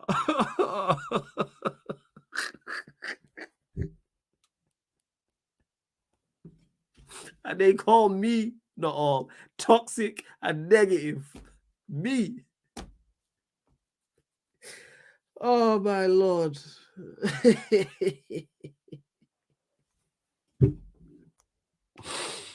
Who would have thought, man? Who would have thought that them lot I just named can't score goals, and they've never scored? They don't have previous.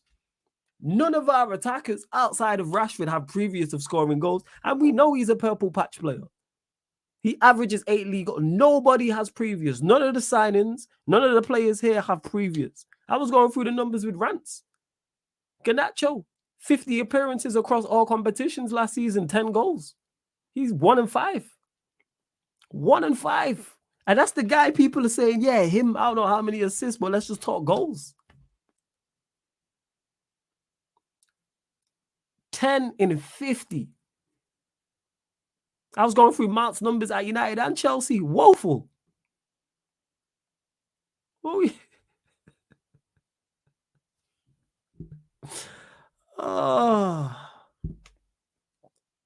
oh Lord. Oh, Lord. 10 goals in 50 games, Darryl. That was Garnacho's numbers last season across all comps. I don't know how many stats were fucking. He was 1 in 5.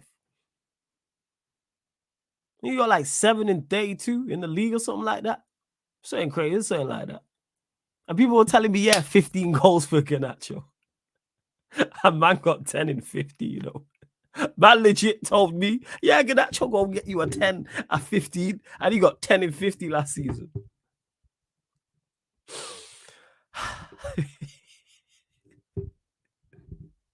They got Steve for the super chat says you will need therapy when this guy is crazy. I've been saying that. Stad B, aka the Pirates, score more league goals than Manchester United. It's not hard to score more league goals than Manchester United. Everyone scores more league goals than Manchester United. It's not tough. Where are we at right now in terms of league? Let me have a look. So the only teams we've scored more league goals than this season are Wolves, Everton, Southampton. So the 3 teams in the bottom 3. Ipswich, Palace, Leicester, West Ham, Bournemouth. Wait. That's the wrong list. Oh, yeah. Bournemouth. So basically, we have scored. There's no team. Oh, yeah. Forest and Brighton. Wait. Make sure I got this list right. Hold up. How many goals we scored? Yeah, we scored 5 and 5. So City, Liverpool, Villa, Arsenal, Chelsea, Newcastle, Brighton, Nottingham Forest, Fulham, Spurs, Brentford have all scored more goals than us. Oh, yeah. And Leicester City. Leicester City haven't won a game and they've scored more goals than us in the league. All right. And then we scored the same amount of Bournemouth, West Ham, who have both won 1 game. So the only teams we scored, and Everton and Wolves, who are currently sat 20th and 9th, Everton and Wolves 19th and 20th respectively have scored the same amount. And they are 19th and 20th and have drew 1 game, lost 4 and 1-0. So only Southampton, Ipswich, Crystal Palace. There's only 3 teams we've scored more goals than. Fuck. Southampton, Ipswich, Palace. 18th, 17th, 16th. We are currently like bottom 4, like tied bottom 4 for goals scored in the league. Because Bournemouth, West Ham, Everton, Wolves have all scored 5.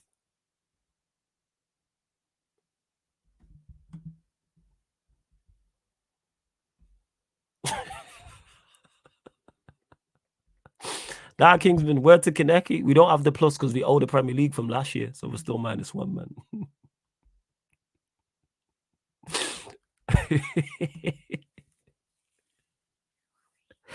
Oh, we're dusted. Yo, we ain't played nobody. We ain't played nobody like that. Just Liverpool. And our next 5 league games are people. Spurs at home. Villa away. Brentford at home. West Ham away. Chelsea at home. That's our next 5.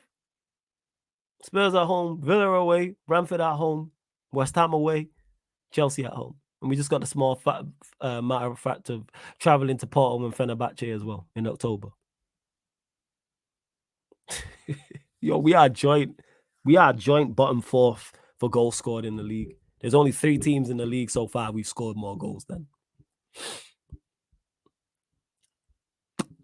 All right, we closing out. Who's live, man? Who's live? And the reason why I do these things like this is so people get my thought process when I'm saying certain things and don't just think I'm saying it for the sake of it. Like to let you know how bad we actually are in terms of going forward. Yeah, shouts to Ange, because we don't get misunderstood. With better manager and a better system, would these men score more? Yes, they would. All right, Sunshine Live. All right, we'll redirect over to that fraud. Right, Josu, big up my guy every single time. Large up to all of you lot. Again, subscribe to Veta Games TV. Subscribe to Veta Games TV. Links in the pinned comment. Links in the title, people. And don't forget we are available across all audio platforms as well. Yeah, we're going to redirect to Sunshine because as much as she's an absolute humongous fraud and just a terrible human being, she is a fantastic content creator. So we're going to redirect to her.